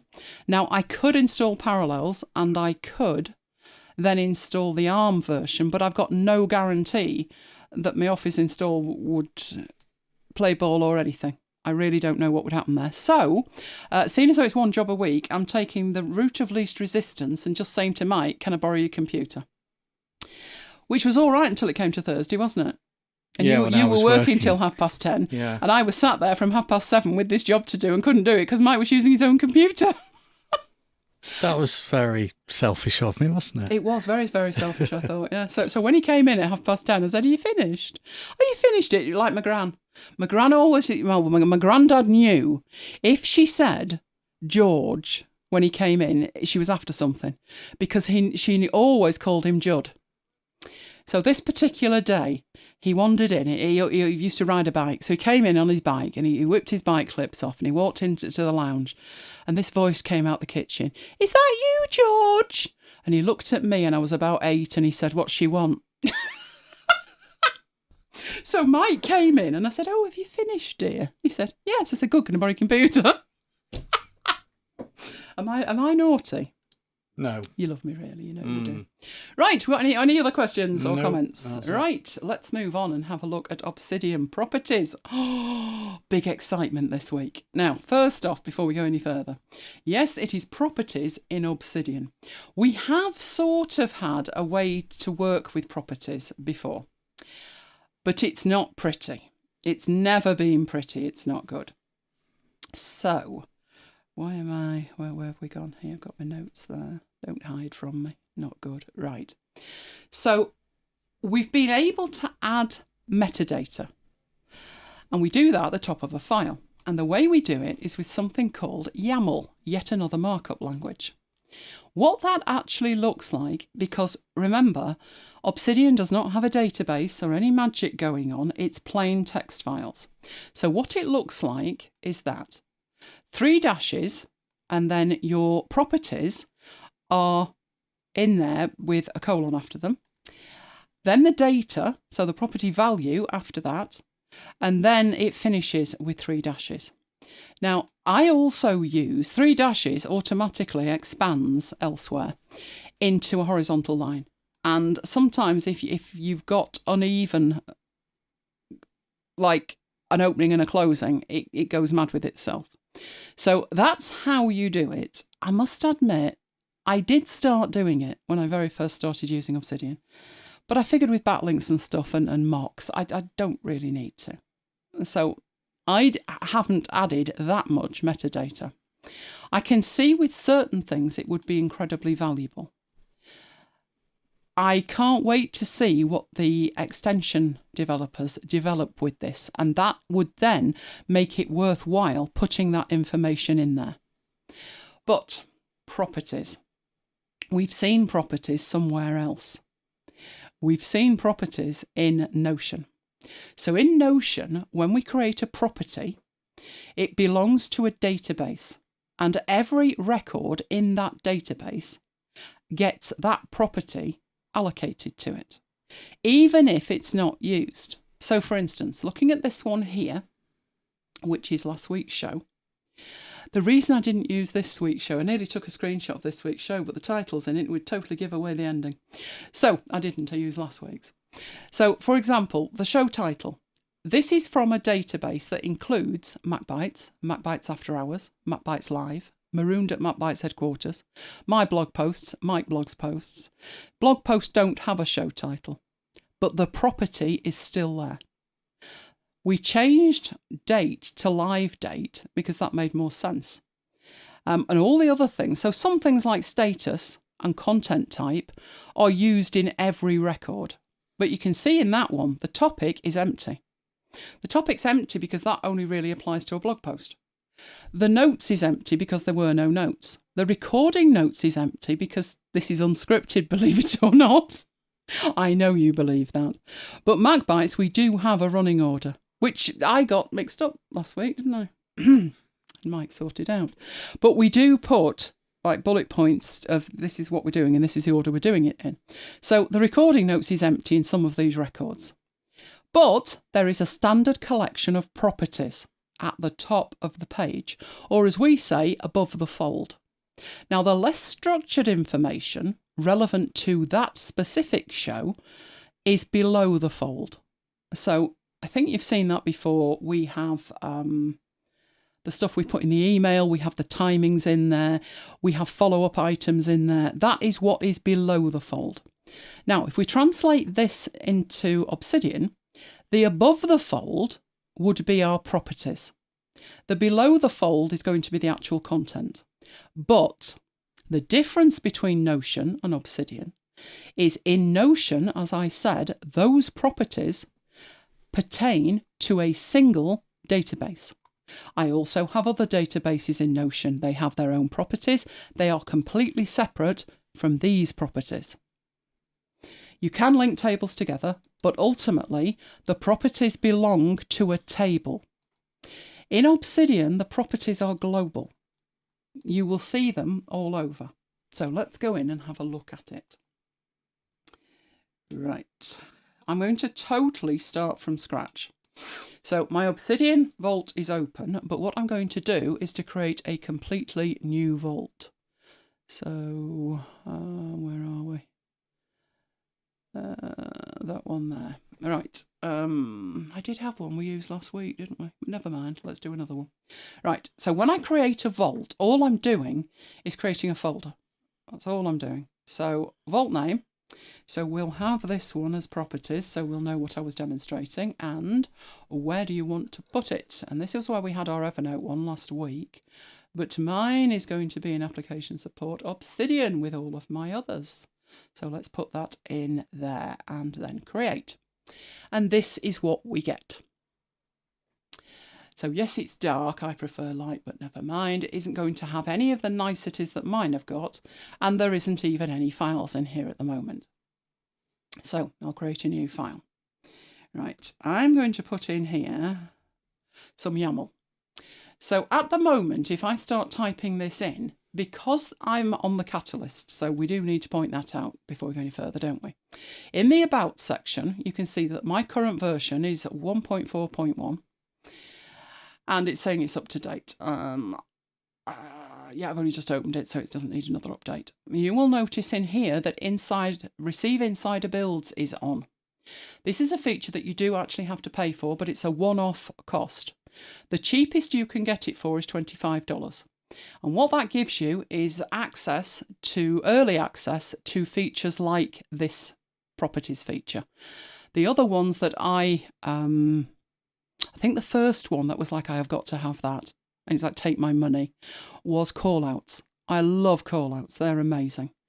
Other things have been the canvas. I know people who were like, I've got to try this canvas now, and went Catalyst to do that. So you get the insider builds. Now, obviously, if you start using these features, be aware that it is basically a beta, and changes will be made. They absolutely will be made. But if you want to see it first and see how you can use it, then that's what you need to do. So that's what I've done here. This is set to receive insider builds. The insider build is already installed on here. It came out yesterday as 1.40, but today they've released a thing that's improved it in kind of ways. So that is what we've got.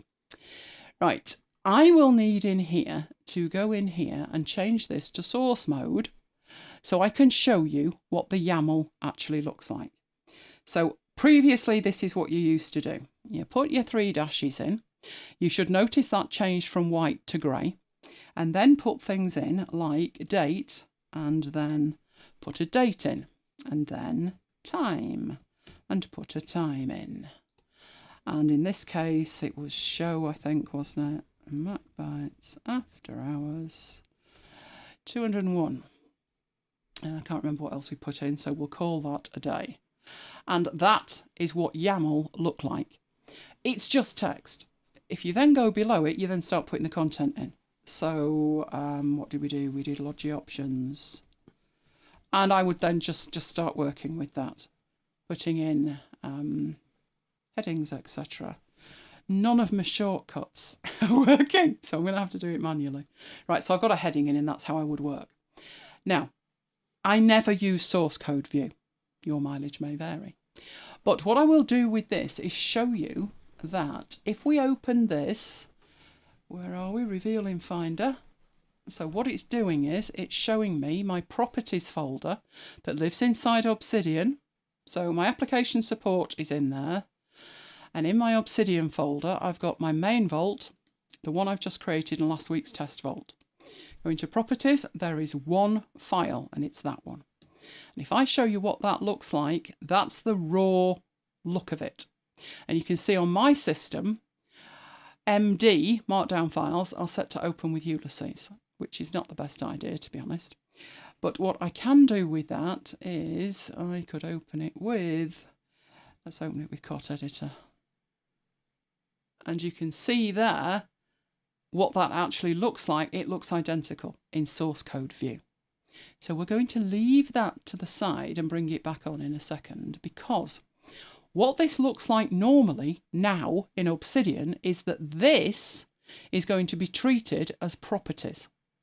So to see that, we need to go back up here and not look at source mode. Let's take it out of source mode.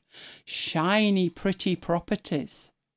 So this is a huge update to go from something hideous that looks like this to something like this is pretty amazing.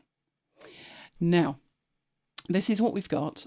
Just the fact in here that you can toggle them off is absolutely fabulous. Right, so it's taken the date, it's taken the time, it's taken the show. But I can tell by looking at that it's not optimized. It's made a stab at it, but it's not optimized it.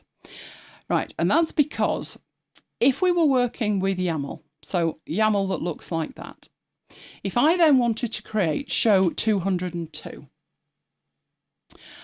I would have to remember the order that I put the properties in, the precise title of the properties, the precise format of the text that made up the data for the properties. So there was quite a few issues with using YAML. Most people got round it by making templates that contained the YAML or the properties and then just filled it in on a basis. That is what I do with some of my templates that I've built. But generally speaking, we can now do a whole lot more. So we don't have to remember the properties. We don't have to worry about the consistency anymore. We've got these new properties, which are still stored as plain text, but they are displayed looking very different. So you saw me add that by putting the YAML in, but it's much better than that. You've got the add properties option. So you could, once you've got properties, you can add a property. But you should be thinking, but what if I created a new file? So let's make a new file. More properties. There's nowhere to put that. How do I type in a property? Right, you've got two options for that. Command and P brings up the command palette. And in there, if you type properties, or get halfway through it like that, you can either show the properties, or you can choose to add a property. So that is one way. It's faster to remember the shortcut key, and this is the default, command and semicolon. So back in here, if I just command and semicolon, I can create a property. And you can see that there are specific types of properties, data types. So it understands dates, it understands time, it understands shows, aliases, CSS classes and tags. But are they different data types? No, they're not, because these are my YAML tags. I can tell they're not quite correct, but I'm going to correct them. So what we're seeing in here is not the data type, it is the properties you already have in your file. You would see aliases, CSS classes and tags anyway. You would not see date, time and show. They are only there because I added them into our YAML sample. So let's say I want this to be a date, and you can see it's got today's date as an option. That is showing as an option because it's in use in one other place and the date was that date. So when you try this, if you've used date as a property, you may find that you've got a long list of dates and you'll look at it and think they don't look rational. You know, they're not today backwards. You know, they could be random. They could be 3 years ago. That's because it's picking up individual instances of where you've used date before. If I do want that date, that's great. But what if I don't want that date? And the other thing to think about is your data types. This at the moment is text. I can go in there and I can change it to tomorrow, but I'm typing it. What on earth is to stop me typing the 32nd of July? Absolutely nothing is the answer to that. So that would be a problem, but for the fact that in here where we've got the symbol, if you click on that, these are your data types. So you have supported text, a list, numbers, a checkbox, so that's Boolean, it's on or it's off, it's yes or it's no, date and time. Do you know Notion doesn't have time, does it? Drives me mad. We have to use a text field. We can't calculate with it. So in here, this would obviously be a date. So I'll change that to a date. Now, what it's done is it's flipped it round. So it's now saying 30th/07/2023. But it is still in a date format. It's recognising it as a date format. We can tell that because this icon has changed to be a date. And we now have another icon just in front of it. That's doing more than indicating it's a date. We go to our YAML one. It's also changed in here because these are properties that are across your database. What that means is, and we don't need that one, more properties is what we're looking for. This is more than just indicating it's a date. We click on it, you can now use it to select, which is just fabulous. Absolutely fabulous. Right, you can then add properties from in here. So the only time that you really need to put to use that shortcut key is the first time you're adding a property. So in here, we've still got the time and the show and all of this. Notice that the date is no longer listed as available.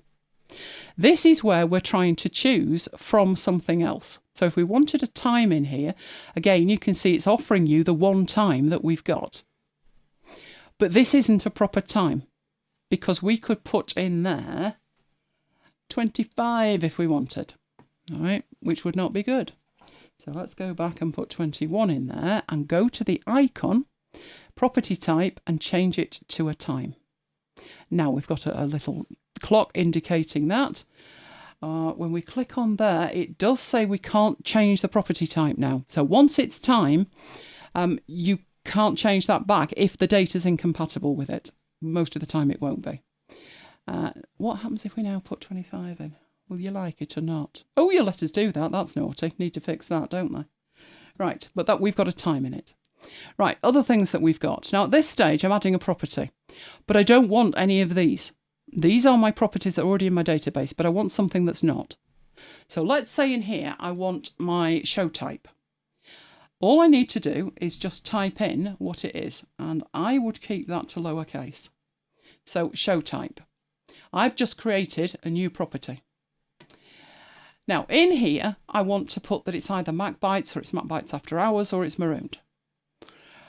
You would have problems if you started typing that because did you put uppercase, did you put spaces, how did you spell it? You potentially got issues. But if you change this to a different data type, a list, when you start typing in here, you're adding in elements that can be selected. So let's say we've got MacBites as one option. When I press enter, it puts a little cross at the end. That's basically a lozenge that's got one entry in it. If I then put in MacBites After Hours and press enter, that's the second one. And let's put marooned. There we go. Now, even if in here I think, well, they can't be all of them, right? So take that away. When I go back in, I still have my list because I've typed that in. So this one would be an After Hours. Right, let's add another property and go and choose a different one. So a checkbox. So this one I would probably put in there complete, and it would be a yes or a no. And in there at the moment it's got, hang on, you didn't take that, did you? Checkbox, right. Then I can just put a check in the box or take the check out of the box. Right, what's happening at this end in here, my time has automatically been converted. So that is now has the right data type. And in here, where this was also a MacBites After Hours, I can choose show type because it's available to me, because it's in another note. And then this one was an After Hours. And it's very quick to add that. It's also impossible to go wrong because you're selecting it from a list of available properties and you're selecting it from a list of available options as well. Now, that's it on two notes, but you may want to manage this in some kind of way. So over here, I have this listed over here. I have my calendar at the top and I have 3 or 4 things down here. Now what we've got here is our linked mentions in and out. We've got tags. So if we were to put any tags in here, they would appear in there. So if I put Logitech in there like that, that will appear in here as a tag. This is the outline of my note, so that there's not very much exciting on there. And I don't seem to have anything else. But if I go back into my Command and P and I put properties, the top option is show all properties. If I do that, we get a completely new panel over here, which is our properties. You can see an entire list of your properties. Although why we've got a blank one there, I don't know. I know over here I did put the title in, but maybe it had added it before I did that, and that's why I've got an extra one. But what we've got in here is it shows you the properties you've got, and it also shows you how many notes you have allocated that property to. So the date, for example, if I click on date, we go over to this side, and you can see these are the note titles, more properties, and YAML. And within that, it is highlighting the date and you can actually see it. So I could click on there and it would take me to that note from that date up there. So that is how you would search. So if we've got a complete set to false. We haven't got that added in here. But if we add it and we make that one true, you can see this updates automatically. You've got your more properties and you've got, is it complete, true or false, showing in there. And again, you can use these to navigate by clicking them like that. This is going to be huge. It is going to be absolutely huge. But I would be careful using it at the moment because I foresee there'll be lots of tweaks happening in the next couple of weeks. If you've got a Catalyst, by all means download it, install it and play with it, but I wouldn't be putting anything in there at the moment that I needed to rely on a month from now. The other thing is, a lot of extensions use YAML or metadata to work. So in my real database, I have got... I actually have very few in here, so let's take a screenshot. It's another... Oh, no, I didn't want you to do that. Oh, well, never mind. Right, that's what my database looks like. So you can see the Kanban plugin is using that, and I've got 4 entries in there. I've got almost 200 using date and time, coupled with priority. I didn't put priority in. I didn't put Kanban in. These are coming from extensions. So I think it'll take a little bit of time to settle down, but it'll give us a lot more options when it comes to being more Notion-esque with your data inside Obsidian. So that is what we have with properties at the moment. It may well do a lot more down the line, but at the moment, that is what we've got. Do we have any questions about that? We don't have any questions. Right, okay. What am I doing here? That's what I'm doing. Right, so I will lose that. Might even close all of that down then. And we can get on to the next thing. So let's open that and close that and get into here. Oh, the unboxing. Who's ready for the unboxing? Put yes in the chat if you're ready for the unboxing. If you're not ready for the unboxing, you're not getting the unboxing. So there you go. Let's focus your tiny mind. I think Jammy's ready for the unboxing. I'm sure Jammy has requested unboxing. That's the only reason he's staying. Is he really? No. I would be careful. He wants to know what happened to the kettle. Well, you see, if you listen to the show, you would know what happened to the did. Kettle. That's what he's saying. Oh, the kettle was returned eventually. You know, the peasants revolted. I'll put that in next week's show. Yes, the peasants definitely revolted. They decided they were downing tools. There was a strike. So my principal, who was actually like head solicitor, had to get involved in the kettle. And you know, I'm sitting there thinking, is this really the best use of your time? But yes, he persuaded his father to hand the kettle over again. Couldn't make it up, could you? You couldn't. Right, I'm heading over here to see what we've got in the yes department. Oh, I'm seeing yes. Hell yes, give it to me. Okay, Jammy, right. I don't think I had any audio on this, but we'll find out, won't we? Right, it's a bit of an odd one, this, and it's not our fault.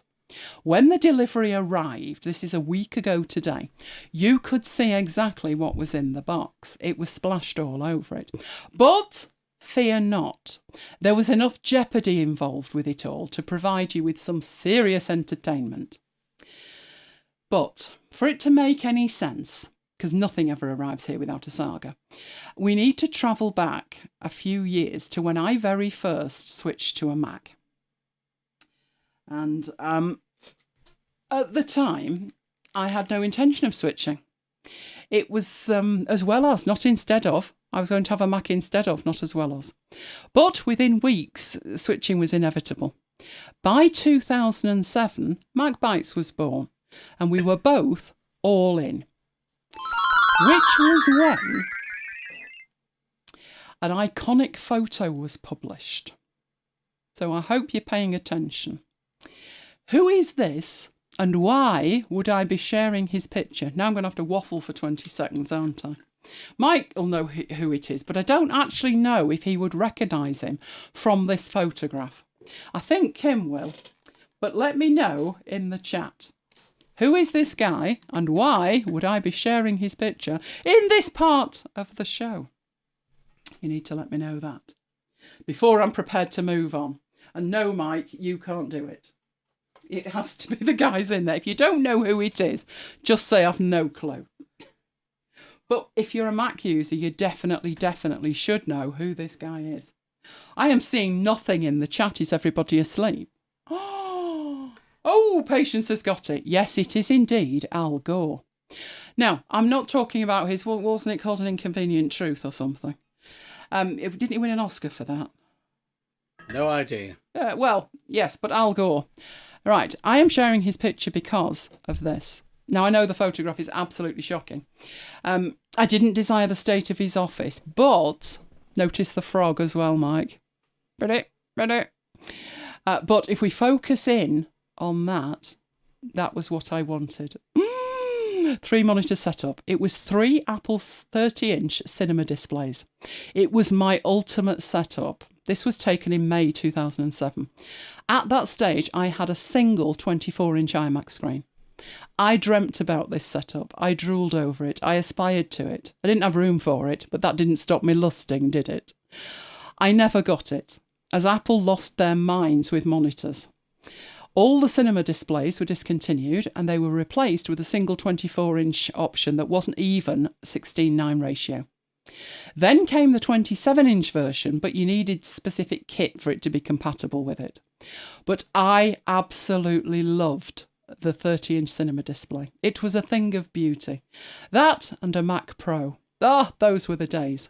Now, when I did finally manage to get a 2-monitor setup, it wasn't pretty, was it, Mike? Oh, the desk. That photo was taken, this was 2012. The photo was taken for a piece on running live events. To save you the bother, there's 12 separate devices there. But short of reconstruction, 3 monitors was looking unlikely because I had 2 major constraints. The magic MacBites cupboard on the left and the filing cabinet on the right for a start. But hey, a girl could dream, couldn't she? For reference, that's iPad 1, 2 and 3, an iPhone 4, an iPhone 3G, an iPod Touch, a 4S, a Google Nexus tablet, don't ask, and a video recorder. Oh, and the 2 laptops on the left. That is a 2012 MacBook Pro and a 2006 MacBook... 2012 MacBook Air and a 2006 MacBook Pro. And the magic MacBites cupboard full of drives, as you can see. But, Kim got it there, his 3 Apple screens. His 3 Apple screens were legendary. Eventually, 2014, and I went to 3 monitors. So this was an office revamp. It meant I finally had room for 3 monitors. But without selling kidneys, 3 Apple displays were out of the question. I started with 2 extra 23-inch monitors, and then I went to 2 24-inch monitors. Nothing changed except the size of the external displays for a long time. And a procession of iMacs that I killed them in sequence. But the iMac, in terms of the look of it, it did not look any different from 2011 to 2023. So it was just the side monitors that changed. You will doubtless recall my 2 27-inch monitors that arrived back in 2019. I'm sure we all remember the arrival of those. So what was next? Well, there was the price to consider, wasn't there? These were the cinema displays. And what's that other thing? The Pro XDR something or other. Yeah, worked that out to be £4,500. Yeah, so left those alone. That was the cheap one. The other one was 4,600 each. So that came to about 13,000. It wasn't happening. Then there was the issue of what size would fit. I'd measured up a dozen times, thinking that what I needed was 2 27-inch monitors that were 4K. So it was just a shame the monitors I had wouldn't show at 4K. Then I thought, would 28.5 fit? But that, I figured it would, but it was looking like the maximum. Then I discovered that 28.5-inch monitors were more expensive than the 32-inch that was sat in the middle. Really? The 32-inch was the one that I bought in March 2022, and it didn't get used until the Mac Studio arrived itself. Forward planning, right there, is what I'll claim on that one. But then I had an idea. The solution struck me. Now, nothing ever arrives here without a saga, and this time was no different. But if I think computers are expensive, the monitors were nothing short of ridiculous, even the ones that I decided to buy. So I waited, expecting the price to potentially go down, but it was like Russian roulette, because the number in stock was also reducing alarmingly. Eventually, they only had one in stock. So I took it as a sign to stick with what I already had. You're wondering about this unboxing at this stage, aren't you? Which didn't stop me looking, obviously. So this was about 2 weeks after I started looking. On the afternoon of Wednesday the 19th, they suddenly had 3 in stock, and the price had reduced by £45 each. I only needed 2, but I hit buy before I talked myself out of it again. My time had come. The missing pieces fell into place. It was my Al Gore moment. 3 identical monitors, not 30-inch, but 32. And Friday was the delivery of the new toys. You should remember this from last week. I was thrilled. DPD had them. That was, to me, that meant 2 things. There was a good chance of them arriving, and there was a good chance of them not being thrown over the fence. I was thrilled. Or I thought I was. Maybe Peter and Annie had a point last week, their DPD experience not being as good as mine. But they were precise. 11:16 to 12:16 on Friday. They couldn't have been more precise. And we have so many CCTV cameras, there was no way they were going to get away with doing a yodel. What's a yodel? We tried to deliver, but you weren't there. Remember Mike's bookshelf? Yodel claimed that happened 3 times before they finally delivered it. So, I was confident. Oh dear, oh dear, oh dear. That'll teach me, won't it? As I say, CCTV. This is what happened. I should probably mention at this point, it wasn't me taking delivery of these, was it, Mike? Poor Mike. Poor Mike. I had to edit this. He sat in the van that long. I reckon he was there about 10 minutes. He was. And eventually he did actually venture out of the van. I thought, right, we're up and running now. But remember, I wasn't watching this in real time. No. This was happening on Mike's watch. So I'm glad it's not just me where things go to hell in a handcart, I think they say, don't they? Yes, keep your eye on him. Keep your eye on him. It does say on the side, so it's definitely a matching monitor. You'll notice him look up at some point. After he's taken his picky, of course. He needs his picky, doesn't he? Bless him. But then he had some explaining to do. But then you let him escape, didn't you? He did explain. He's talking his way out of this, but good job there wasn't audio on this. So, off he toddled. I've not had DPD local before. They have blue vans, not red. Yes. But obviously, yes, we had a monitor. We did. Hang on, where are you going? That's where we're going. Right, so yes, we had a monitor. Mike even took a photo just to make sure. But, just a minute, mate. Where's the other one? Oh no, poor Mike. Left in charge. Now, the reason he was left in charge was it was 7:30 when I got to bed in the morning. I think at this stage he was nearly having a heart attack. The guy doing the talking was assuring him it would arrive in another van. Seriously, DPD. It shipped from the same location. It shipped at the same time. It was for delivery at the same location. They're twins. Why did you separate them? Why? How is that efficient? But Mike was on the prowl like an expectant father. Can you imagine what was going through his head? The prospect of having to wake me up with news that only one toy had arrived on a Friday, because a missed delivery would mean waiting until the following week. So, back it was to watching and waiting. When over an hour later, fast forward, this was actually outside their delivery time. Yeah, we might mention that. This happened. Hopefully it'll appear in a minute. There we go. I reckon at that stage you were more than relieved, weren't you? I was. Because it had got past the delivery time by 6 minutes. Nearly 7 minutes. So I reckon Mike was thinking they're not going to come. They're not going to come. He's not going to come today. Now, I also had to edit this bit because he was at the back of that van for ages and ages and ages. To the point I wondered if he had 2 monitors in there. But no, apparently not. He had the other one. In fact, he looks like twins, doesn't he? He looks so like the other guy. I thought it was the same bloke. But no, different van. What I thought was funny with this one was when you closed the door, I could feel the relief as the door closed and the handle went up at the end. So, at this stage, incident, wasn't there? Oh, yes. And there goes the door. Right, so it was so good they came twice. Mike also made sure that one was documented. And finally, we had twins. In fact, triplets.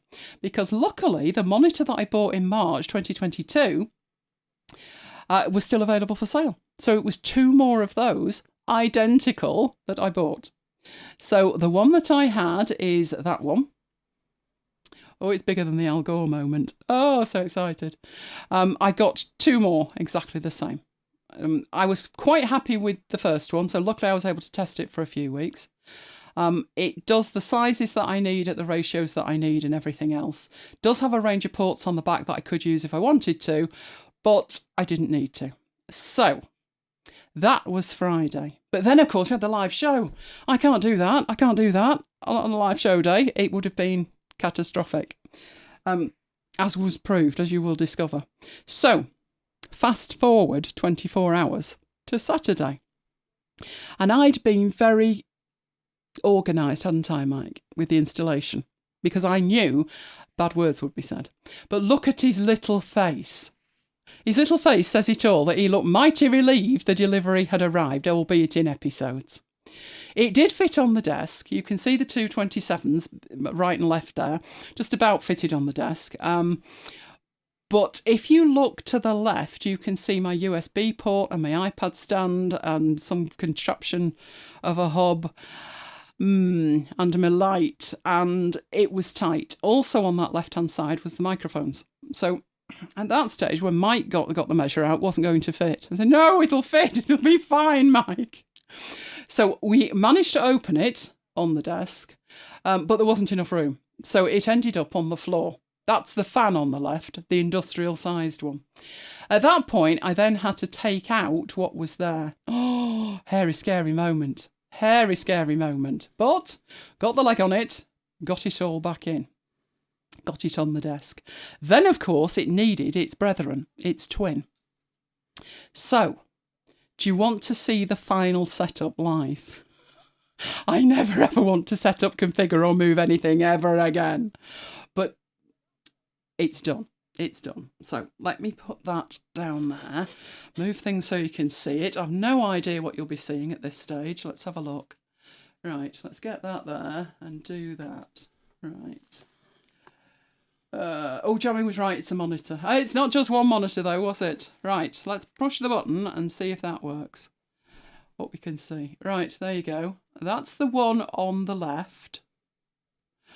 That is our audio. They all want to see the final setup. I thought they might. Yeah. That's our Zoom H6, which does Mike's. The yellow cable is Mike's there. And that is sitting underneath the monitor. You can see there the monitor has nothing. It's not on the shelf anymore. It would have put it at a different height than the middle one. So I needed to lose that. You'll also notice there, look at that, not a cable in sight. Yeah, I was amazed as well. That stand is the light. So if we go up there, I won't go too bright, but you can see it. That's the light. Then we've got the one in the middle. That's my iPhone in front of it, so I know what time it is. Of course, Jamie needs to see the toy again, doesn't he? There you go. That's the Mac Studio with plants as well. Over there, we've got the other one. Isn't it a thing of beauty? Oh, we've also got my Logitech keyboard, not shiny, and the mouse with my mouse mat. That's also as old as the hills. I'll take it back a bit, but I basically can't go back far enough. I've had problems trying to even take a photo of this. It needs to be pano because they're kind of tilted in slightly. So I'll move the microphone and go back a bit, but I don't think I'm going to get it all in. Jammy's confused. Why is Jammy confused? He thought the M1, M2 Max only allowed 2 monitors. Ah, no. There we go. So shall I leave it? Which one shall I leave it set on? Shall I pop it down there? Oh, do you know what else Jammy probably needs to see? How do you charge as many iPads as I've got? Oh, there's an answer to that. There we go. They're all charged in there. Look at them.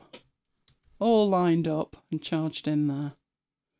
Right, let's pop that over there then, so you can see said monitors. Right, no, depending on the resolution that you have, you can have up to 6 or 8. At 4K, I think you can have 8. But obviously, you've got to get all the cables sorted out for all of that to happen. So you also need to see no cables over there either. Look, nothing there. Cably, and what surprised me even more was this bit over here, because this had lots of cables. No cables, not a single cable. That's a Velop. The white thing is a Velop. It's a bit dark, isn't it? There you go. The white thing's a Velop, the other thing's another light stand, and there's not one cable. Not a sniff of a cable anywhere. That's why it took so long. It took hours and hours and hours. But no, I am calling that the full Al Gore. At last! But it happened. Oh, it happened. So we got any questions? No, Anybody want to see anything? Everybody's loving it. Good.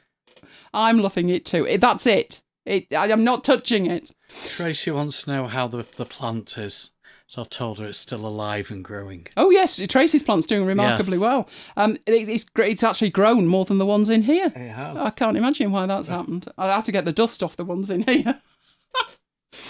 No, the issue on Tuesday was the extra cable. So what I hadn't banked on, if we look at that from my view there, with the Mac Studio on the right-hand side, although technically speaking a 2-metre cable was long enough to get to the one on the left, it didn't pan out like that. It was on the desk. And after 2 days staring at it, I thought it's got to go.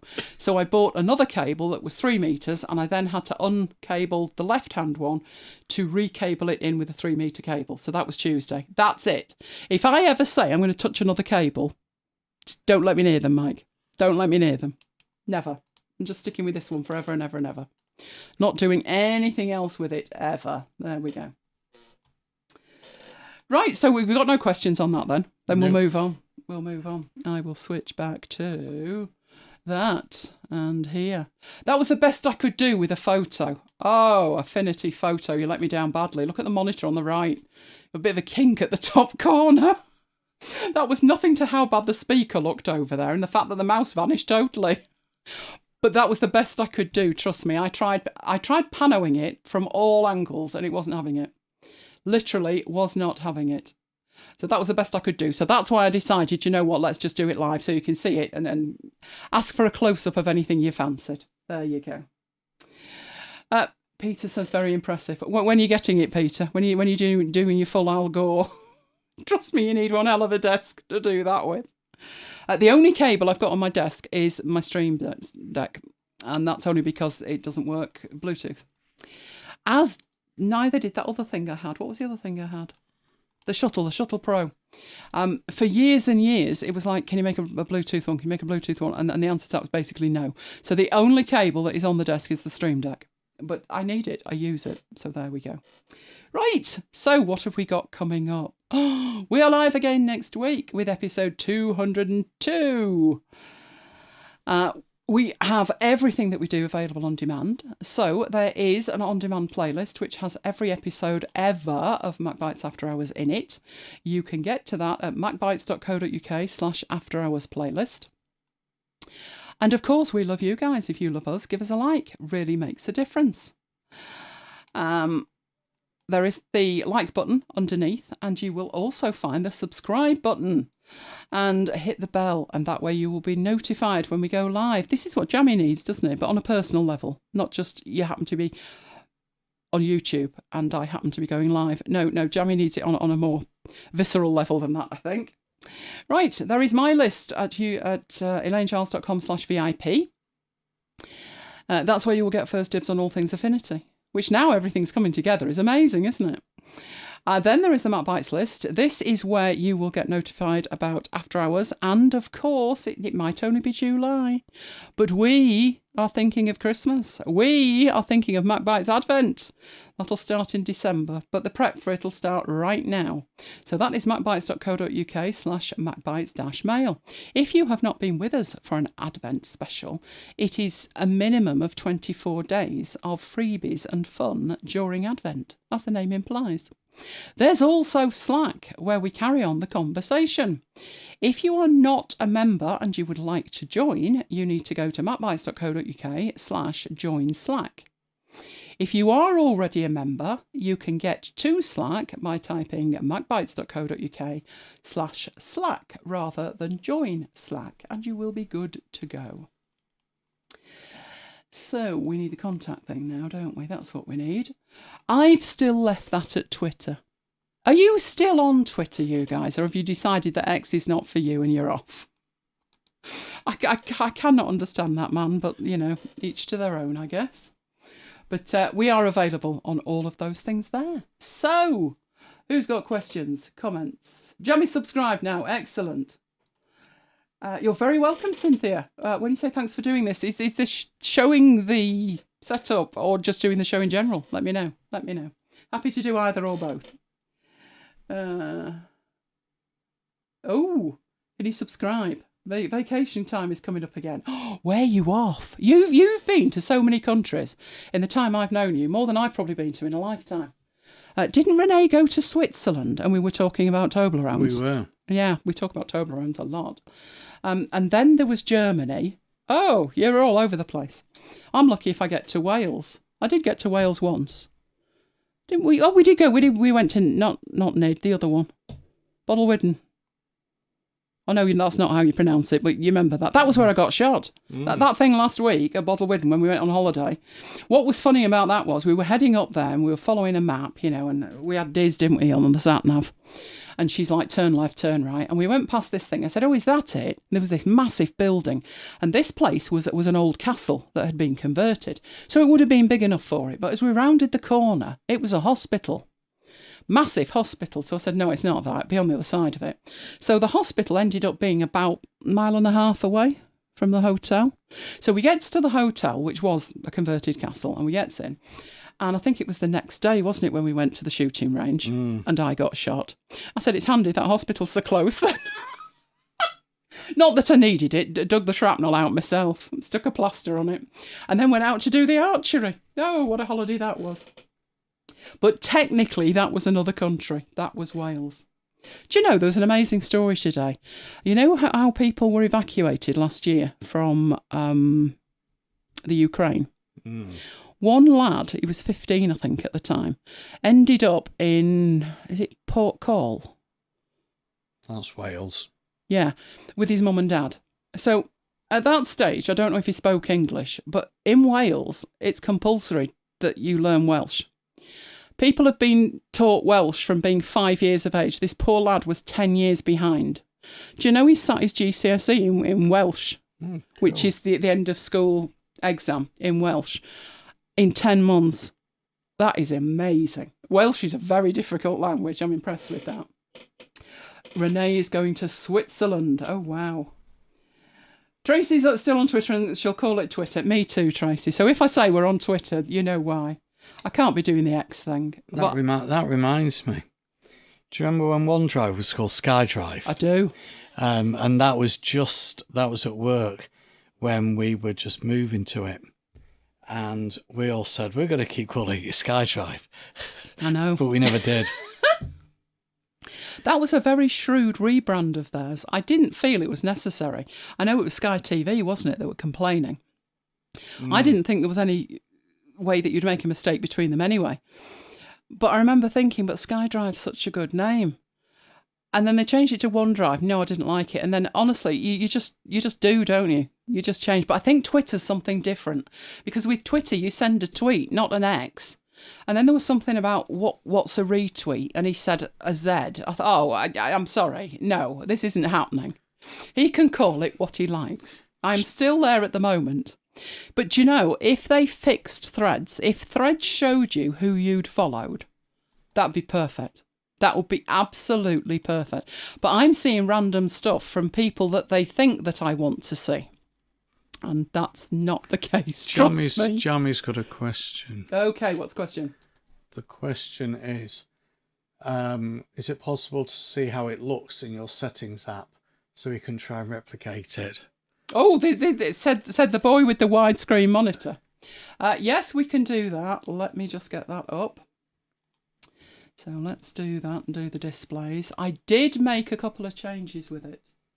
Right, let's get that on there and share it. Right, there is one issue, which I'm not sure if it's PowerPoint or if it's Microsoft or Apple. But you can rearrange these monitors, but obviously you need to have them arranged in the displays in here in the right way. So number 3 is on my left, number 2 is in the middle, and number 1 is on the right. What I've done in here is I'm not showing all the resolutions, but I'm showing the resolutions as a list. So where on earth was that? There was an option to show it as a list. Was it in the advanced? Yes, in the advanced, I'm showing it as a list because I need to know exactly what size it is. Not one of these make the text bigger, do this, do that. And I'm like, I'm none the wiser what it's set to. So I do set it in here as a list. I do not want this, my keyboard and mouse, going anywhere else. So that's turned off. Once I turn that one off, this one gets turned off. So that's what I am doing with that. Show it as a list and turning off that. Once it's a list in here, I can then choose the resolution that I want.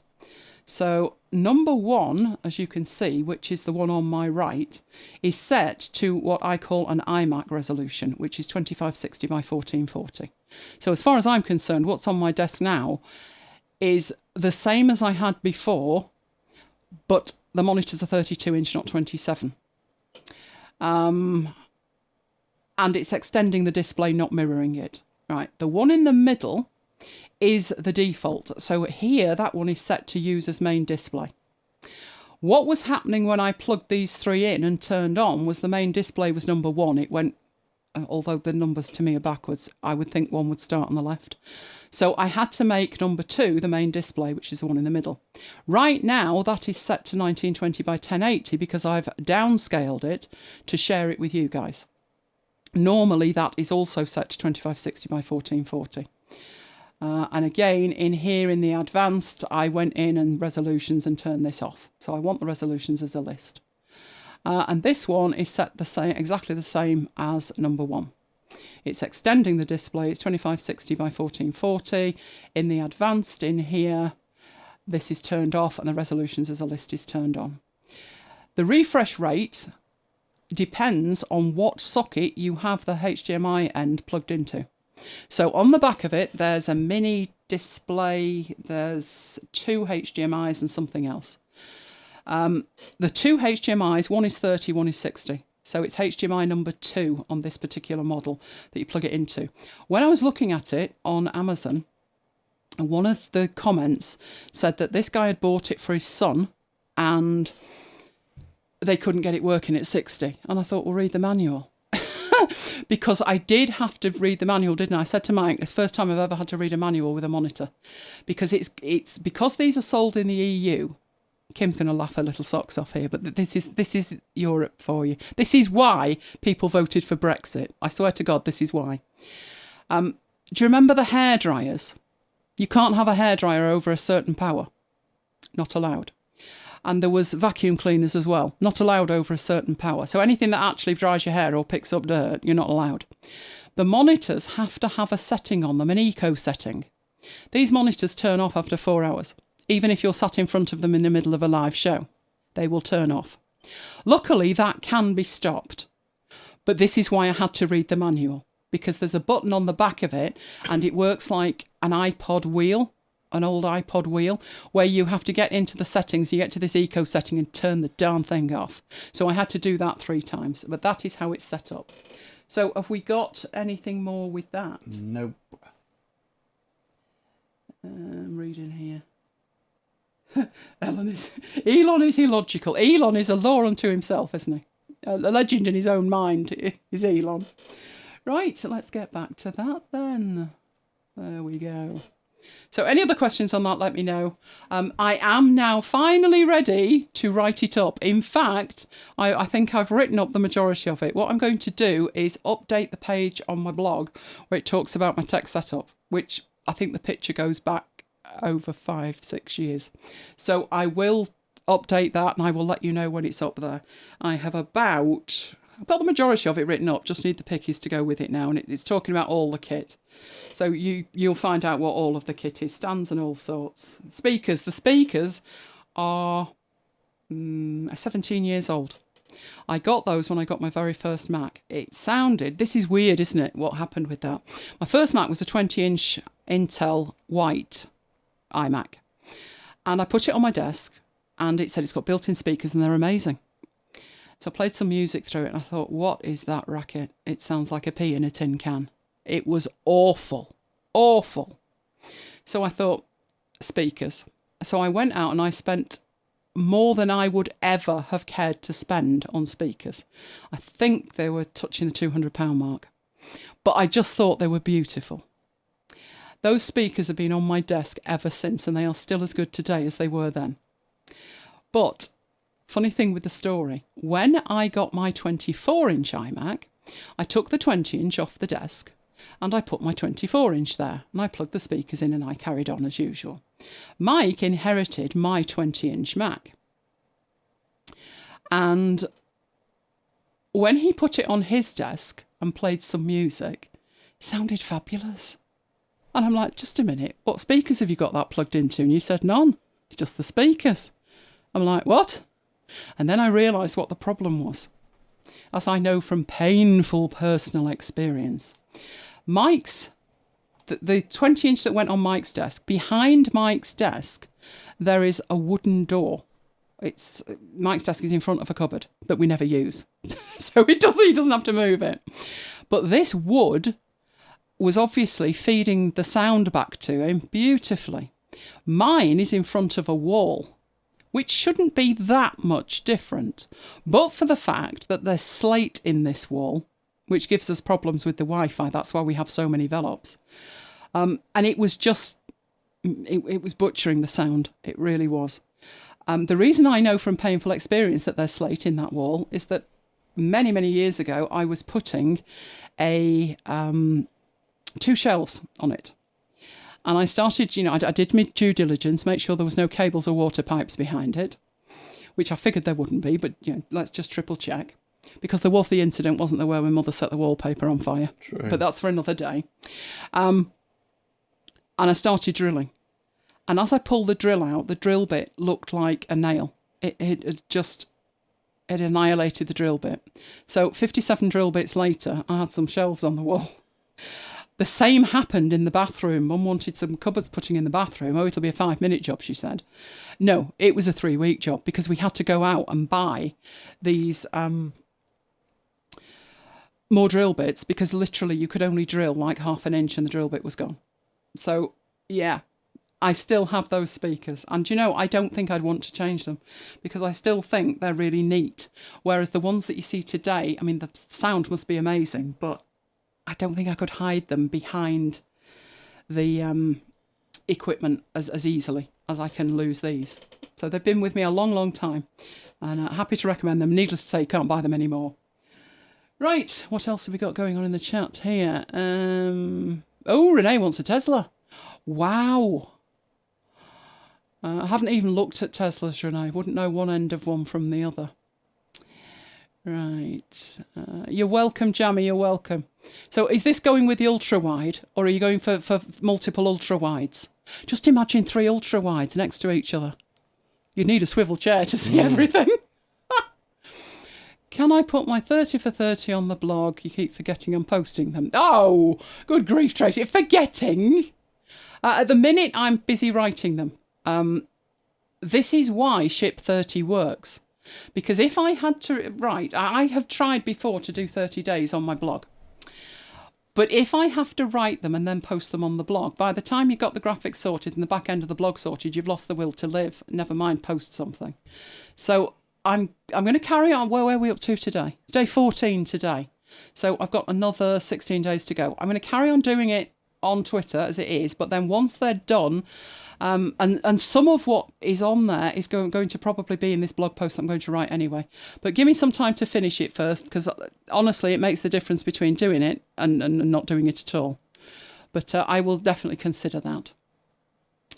Right, what else have we got? Never mind his cars, sticking to his cars. Do you remember that truck he was promoting? And he took a sledgehammer to it and said it was indestructible, and then broke 3 windows. Apparently, he's re-released that. You need that one, Renee. Just imagine all your kit in it. That would be amazing. Are we selling 27-inch monitors? Mike's already snaffled one, Peter. So they're not twins anymore. They'll be found a home, won't they? They will. Are they your monitoring monitor? That's my monitoring monitor. Mike has a monitoring monitor, you're wondering, aren't you? You need to finish off that piece you started for MacBites. I do. Yeah, and then you can explain what the monitoring monitor's used for. It's all changed. Again. Since I started it. Can't tell you the number of times in the last 2 weeks that you've come in and said, I said to you, well, you've got that portable monitor. And you went, oh, I have, haven't I? So he went and got this portable monitor. I won't say I hadn't used it in a while, but he came in with it and said, I haven't got a cable. What cable do I need? I thought I needed a HDMI. So he stood there with a HDMI cable in one hand and this monitor in the other, with a slot that was like 50% too small, wasn't it? So yet again, my tech bottom drawer came into play and I pulled out the extension that you needed. Then I didn't need it anymore. Then he didn't need it anymore because he changed his mind and he's taking the 27 to be his monitoring monitor. Well, if you mean when I've done, Tracy, you stand a much better chance with that. It is amazing how much, I mean, I don't think, when I started it, I thought I can't see the point in putting a text-based thing up as an image. But it does make the difference between getting it done and not getting it done. I mean, if you've got Twitter Blue, you can put up the whole of the text as text. But I think after the first 280 characters, it's kind of hidden. But it does make the difference between doing it and not doing it. It is available in one place where it is proper content. But I can't for the life of me remember where that is at the moment. I can't remember the URL. It's TypeShare that I used to create it. But I'll do a piece on that when it's all done, and then you see how it's all put together. Oh, Jammy wants to have ultra-wide twins. Oh, wow. Oh, hang on, let me go up a bit. You're thinking further down the line, having a Mac Mini or a Studio so you can have a desktop. Yeah. When you think about it with the MacBook Pro, so many people have got MacBook Pros. And to me, it's like then I have to find a home for the MacBook Pro, and the screen of the MacBook Pro just doesn't kind of fit. So for me, I've never been a particularly mobile person. I think I could probably manage with an iPad. Although having said that, when we went to Wales, this trip to Wales, the one where I got shot, that one, we got a call, didn't we, on the way there? I told this story in my course. We got a call on the way there. So Mike's driving there and he's talking to this person, and this person's saying was it a course he wanted? A new course? Yeah. And he wanted a promotional video. So Mike's like, yeah, that's fine. I'll do that for you when I get home. I'm away for the weekend. So the guy said, no, I need it now. So we got to the hotel on the Friday about 3:00. And Mike went into content creation mode. But all video-wise, we were okay, weren't we? Because we had cameras. And we only needed audio. So there's this picture of Mike with his backside stuck out from under a duvet. We must have had the most noisy room in the hotel. I swear we did. Managed to get the audio recorded, but then needed to marry it together with some slides. It's fine, he said. I've got an iPad, he said. I'll do it in Keynote, he said. And I think it was all of 5 minutes before you were that grumpy, you threw it across the bed. I said, would you like to borrow this laptop, dear? Yes, if you would. It's the only way we could get the job done. So if I left the house more, or at all, last 3.5 years, I would probably go for a MacBook Pro. I certainly wouldn't go for a MacBook Air. But I can see what you're thinking with a desktop. Nothing on a desktop suits better than a desktop. And if you were thinking of multiple monitors, each monitor puts stress on the system. So I think if you were doing that, I'd probably go for the Studio rather than the Mini. I think the Mini can take 2, but with yours being ultra wide, it would be the equivalent of 3 or 3.5 even. Right. Renee's got 3 monitors on his. I guess it depends on the size and the resolution. And cables are so important. I had a cable and there was nothing wrong with this cable. Gold ends, you name it. Great cable. And the middle monitor was flickering. And that was not immediately it arrived. It was fine. And that's how I knew there was nothing wrong with the computer. And there was nothing wrong with the monitor either. So that only left the cable. So I swapped the cable, but I got an 8K cable. I thought I might as well. 10 to 8K cable. Rather than change them all again down the line. But the cables do make a massive difference. Don't skimp on the cable. Jamie sometimes forgets this stuff on the other monitor. I'm constantly watching mine. I'm like air traffic control. But what I do with it, things are in the same place.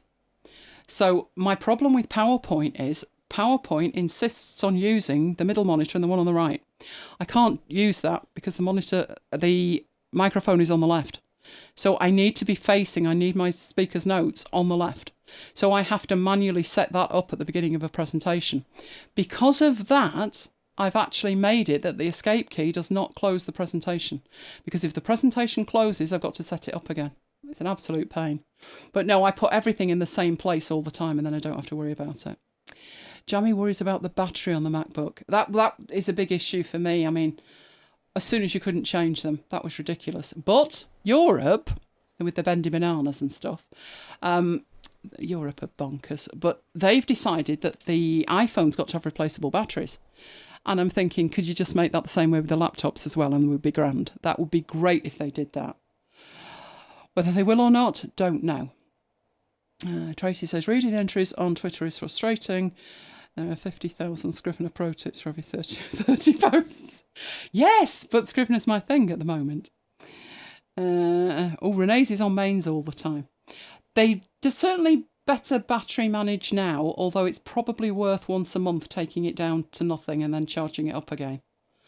That's pretty much what I do with mine, which is why you saw the rack where everything lines up and every Friday is charging day and everything gets plugged in because by Friday it's probably flat. So that mine probably got done once a week. You don't use the mobility of the MacBook Pro anyway. That's the thing. I think they sell it to you on the grand idea of the battery life's amazing. You can take it anywhere and do anything, and then you don't. Particularly if you've got an iPhone or an iPad. And once the battery's gone, it's time for a new MacBook. I always think with Apple, they're not very good at replacing the batteries. This happened really early on. Our co-host, Mikey B, had a 15-inch MacBook Pro. And it needed some TLC, so he took it into the Apple store. Oh, good grief, it must have gone back about 4 times. And basically, what was wrong with it was repaired. But the catch that closed the lid wasn't right, and then the keyboard was in the wrong place, and then the screen wasn't right. They just couldn't reassemble it in the way of the initial assembly. Mac Studio is a good option. I would say it is. It's not that much of a bigger footprint. In fact, it's not a bigger footprint than a Mac Mini. It's twice as tall, but it does fit under the monitor, as you've seen. And in terms of just pure raw power, you will not... I think you would find the Mini would probably struggle with screens that size. In fact, I mean, it's like this one just wouldn't let me upscale on those 2 side monitors. It just wouldn't have it. I fiddled and fiddled. I tried different options and I thought it's just not going to work. So my Al Gore moment has arrived. That's what I need. But I was thinking 28.5 because I was going to leave everything as it was. So obviously I had to completely take everything out. So the shelves have gone, the chargers have gone, but I did take the opportunity to lose the cables as well. So there are cables going to the H6, which are my backup microphone and Mike's microphone, and a power cable. And there's a power cable going to the Stream Deck, well, a connection cable, and that's it. The webcam that I use is literally just a webcam, and that's only plugged in if I'm live. I never bother with a webcam. It certainly doesn't sit on top of the monitor, I can assure you. It sits on a shelf, doesn't it? And then I say to Mike, oh, webcam, just stick it in. And then I have to persuade it to work again. But yeah, it's cableless. It is totally cableless. There is a lot going on behind the scenes with blue tack, 3M sticky pads and black clips, but It is cableless. I can't see a cable, which makes me very happy. Right, what else we got on here now? Kim was the first one to get the Mac Studio, and she's got the sexy Apple monitor. Oh, Kim's setup's amazing. But now you've seen my studio, you want this. How wide's this desk, Mike? I think it's 6'6", isn't it? No idea. This desk is big.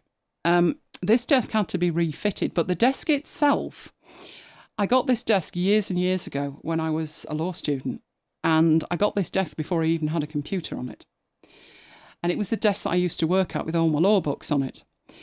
But when I came to the rebuild in 2014, so the office was decorated and repainted, and I could not find a desk that was as good as this one, but the top wasn't big enough. So we got a chippy in and explained what we wanted, which was that the desk isn't wide enough. It needs to be wider. And he said, well, you'll have wings either side. And I said, yes, and I'm going to put an IKEA Helmer under them. He said, that'll look amazing. And off he went to do the job. So there's acoustic foam on the top. And there is basically two desktops. There is the original desktop underneath, which was brown. And there is this desktop on the top of it, which is a creamy colour. Oh, Kim likes it too. It's been a long time coming, trust me. Richard wants a studio too.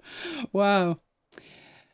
Yeah, I think that is the one to go for. Spec-wise, it's identical. So whatever you spec the studio up to is the same as the Pro. So, but you're saving about 5,000 on it. So I figured, the Pro would be like, where am I putting that and how much are the wheels? And I also just don't like it. I loved the original Mac Pro. And I waited, because it hadn't been updated since before I bought a Mac. I remember my mum saying to me, oh, you need the Pro one, you need the best one, and those monitors. And then, of course, they deprecated the monitors, and I'm like, I don't like the new ones. I can't do me Al Gore if you steal the monitors off me. So I wasn't happy. That was Steve, that wasn't even Tim, was it? He killed those. Then they brought out, so this was, I think it took years, honestly. I think it was 2012 or 2013. Could have been the year Dad died. Because we were doing a MacBites Live, for the Apple event. And we were doing this thing, and it was going to be, the Mac Pro's finally, its day has come, it's going to be updated. And I went downstairs and Mum said, has it been updated? I said, yes. She said, when you're buying it? I said, this is a picture. And she said, that's a bin. I said, exactly. Everybody said it's a bin. And I thought part of the beauty of the original Mac Pro was the fact that the side came off and you had 4 drive bays at the top. You could hot swap drives. It was a thing, it was a magnificent piece of beauty. And they replaced it with a bin. And while obviously it would have been easier to lose it, get it under the desk, get it on the desk or whatever, I just didn't like it. I didn't like it. So I stuck with the iMacs. But I realised as the last one melted, like all 6 of the others have melted, that no, I need either a Pro or a Studio. And once the spec was the same, then it might as well be a Studio. Technically, it's portable, isn't it, if you think about it? I mean, it weighs £9, but technically, it's portable. It's a bit heavy, though. But it could be. But everybody wants a Studio now. Right. Good night to Renee. And what else we got here? 10 to 20% and charge it. That's fine. I do let it go to dead once a month. That's just me. But battery management is now way, way better than it used to be. Does it get hot? It depends what you're doing with it. Most of the time it's cool. Let's have a feel. I would say it's not cold, but it's not even, I wouldn't even say it was that warm at the minute, and it's broadcasting and it's recording. It's doing quite a bit at the minute. It's doing 2 local recordings. It is doing live broadcasting. It's doing audio recording, multiple channels, and it's coping pretty well there. And I can tell from my CPU usage that despite doing all of that, it is working at 2.2 of the CPU. By comparison, the iMac was at like 140%. This is running at 2.2%. So there is a massive, massive, massive difference. Let's carry on there. Lovely Apple display in the middle with 2 ultra wides each side. Oh, jammy. Really? You would definitely need a revolving chair, I'm telling you. I could probably even take the studio off the desk and put it in some sort of under-desk cradle. I did contemplate that, but this desk is like a traditional desk. It's not a dedicated computer desk. So to do that, I would have to screw something in underneath. And the way it works, it's a pedestal desk. So on the right and the left, there's 2 drawers. In the middle, where my feet are, at the back, is the big box that goes with the speakers. And the rest of the floor is taken up with cables. So if I were to try and do that, that would be tricky. And to be honest, it would probably have less air circulating because it would be closer to the desk than where it is. I did contemplate getting it off the desk. The other thing with that is it would also mean that you would need extension cables for everything. And then that starts bringing into play. So I decided, you know what, just put it on the desk and be done. The other thing with it is you can't have it too far away from you because the on-off switch is on the back. If I tried to take it one side or the other, then I'd have to move all the iPads. Those iPads that you saw, there's another one on the other side. So there's 1, 2, 3, 4, 5, 6, 7, 8, 9. There's 9 iPads in one. Well, devices. 1, 2, 3, 4, 5, 6, 7, 8, 9, and 10 on the other one. So there's 19 devices in racks stood up. Let me see if we can see that. I don't know how far this webcam's going to stretch, but let's see if we can just see that bit there, which I can't see unless I do that. So let's see if we can see this. Let's have a look. Let's go across there. Right, there. That's a book that's underneath it, but that's my racks and me. I'm having to turn the wrong way because the microphone's over there, but you get the idea. There are lots of iPads being charged with that charging thing underneath. The 2 things next to it, the 2 white things, one has got pens in it and my AirPods, as you can see, and the other has got some notes in it, post-it notes. But all my things line up there, and that charging block underneath it, I just plug in the necessary cables and they don't have to move. They just sit in there and get charged on a weekly basis. And that one over there is the same. So you can see the 2 chargers under there. They've got all the cables in. And there they are. So there's 9 in there. And that is what I do with it. So that's how mine get charged. Right, let's put that back. Right, let's have a look. Yeah, one side would be nice, and it doesn't make a noise, it's completely silent. That's actually really weird to me now, just how quiet it is at night when I'm working. The other one sounded like Concorde taking off. Trust me. Right, okay, I think we are done. If we have no more questions, let me know if you do. I'll get rid of the displays off the screen there and everything else. So if you think of any questions, just let me know. Other than that, we'll be back next week. So, we didn't realise I had 2 charging stations. Oh, yes. That was quite funny because I had one on the left. So the one with all the cables underneath that you've seen, that one was on the left. And that had 4 racks on it. So it could take 12 devices. In fact, it can take more than that because some of the slots can take 2. But it had 12 slots, which was fine. The one on my right had 9 slots, but could take about 11 devices. But it was on the desk. Because the 27-inch monitor didn't take up as much room, it was on the desk. So I knew that was going to have to move. So I thought, well, it'll have to go on my second desk, which is in the window. You could see the curtain behind it. So I put it up to as close to where I sit as I could get. And then I decided I would put the metal shelf in from under one of the monitors. And I would put the 4 racks on the top of it. So I gets the shelf in, does all the cleaning and everything, gets the shelf in. I put the first one on and the second one on and the third one on. And obviously I've got issues while I'm doing this, like the little rubber legs are falling off, so I had to replace those. Gets 3 of them on there, comes to put the last one on. I thought, it doesn't fit. I thought, why doesn't it fit? It fits on the one on the left. So it goes back to the one on the left, and I've taken one of them off because I've got a USB hub there now. And I thought, there's plenty of room for 4 on that one. I realised the shelves weren't the same. I had no idea the shelves weren't the same. The 2 that were on my desk were obscenely expensive shelves. I remember when I decided, when we refitted the office, Mum said, those monitors aren't the same level as the one in the middle. So I said, I know that, but the shelves are £65. She said, buy 2. I'm like, pardon. But I ended up buying these shelves at £65 a shelf. They were the only ones that were available at the time. And it levelled them up perfectly. So they were worth it. They've been in place for 9 years. They were worth it. But obviously I don't need them anymore.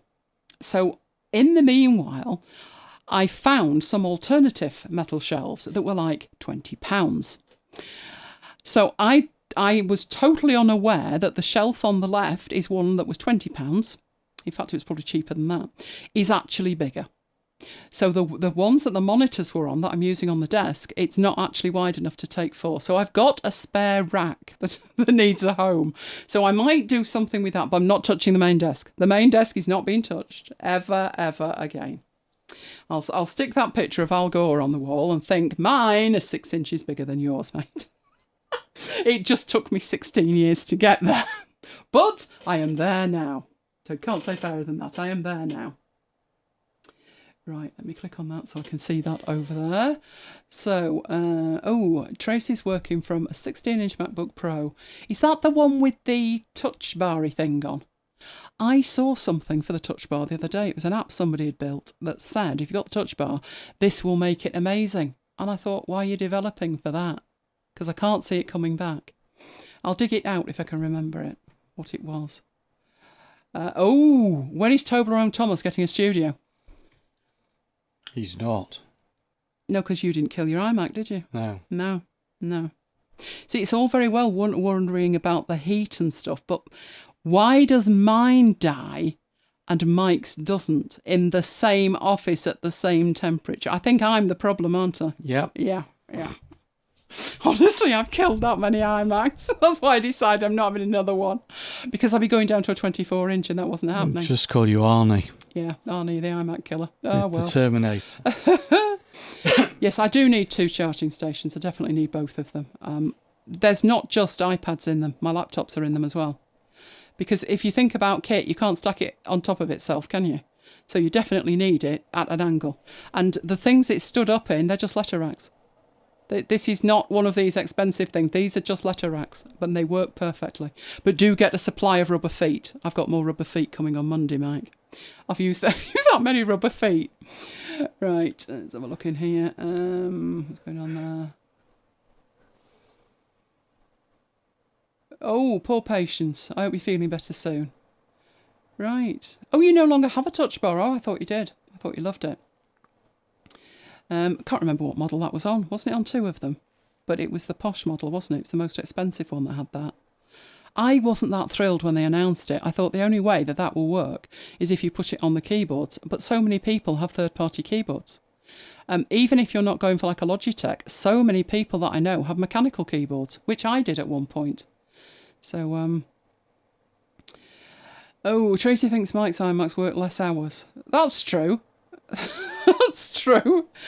But yeah, not much. Once you've got your Windows stuff, haven't you? Yours is the only one at the moment that's capable of running Windows in a VM. That's why he's going to hang on to it forever, you see, for that feature. I don't think you are green with envy. I think you've been fantastic over all of this. But you tell me. No, not at all. No, because yours does what you want it to do, doesn't it? And then, if Mike was to sit here and think about recabling his entire desk, you'd need to lie down for a month. Are you green with envy over my Windows laptop? No. No, Mike. Except on a Thursday, when I need it. It's a nice laptop, that. It is a nice laptop. Mike's mother's very happy with hers, isn't she? She is. Although she did have an iPlayer issue this week, but that's been sorted. So Mike's flavour of the month at the moment, aren't you? What was it she said? You are a genius. Which she already knew, but now she knows it even more. Yes. Because he fixed her TV. Do you know that my gran used to do that? She'd ring us. She lived quite close to Manchester city centre and, her TV was fine until they started building tower blocks. And they built these tower blocks between her and Winter Hill. which is our transmitter. So the TV reception started to go really bad. People started to put up 20-foot poles to put their TV aerials on. And I thought, we're not doing that. That comes down in a storm. We've had it, which ours didn't it? And was bouncing on the internet connection. So I said to her, no, we won't do that. I said, what I'll do is I'll get you a signal booster. We must have had about 19 signal boosters, one on top of the other there, so she could get a picture. So she'd ring up and she'd say, I can't watch Coronation Street. And that was like her life, wasn't it? She loved Coronation Street. So I said, it's all right. I'll be down in 20 minutes. It'll be fine. And I'd go down and I'd sort her TV out. Oh, my word. Right, okay then, we are going to head off. So I hope you enjoyed the show. I hope you will be with us next week or with us in Slack in the interim. Let us know. Would love to hear, etc., etc. And who knows about MacBites. I'm not saying anything else because we haven't actually got anything ready, have we? But, fingers crossed, you never know. You never know. But for the moment, I'm going to say good night from me. And good night from me. And we will both see you next time. Stay safe, guys.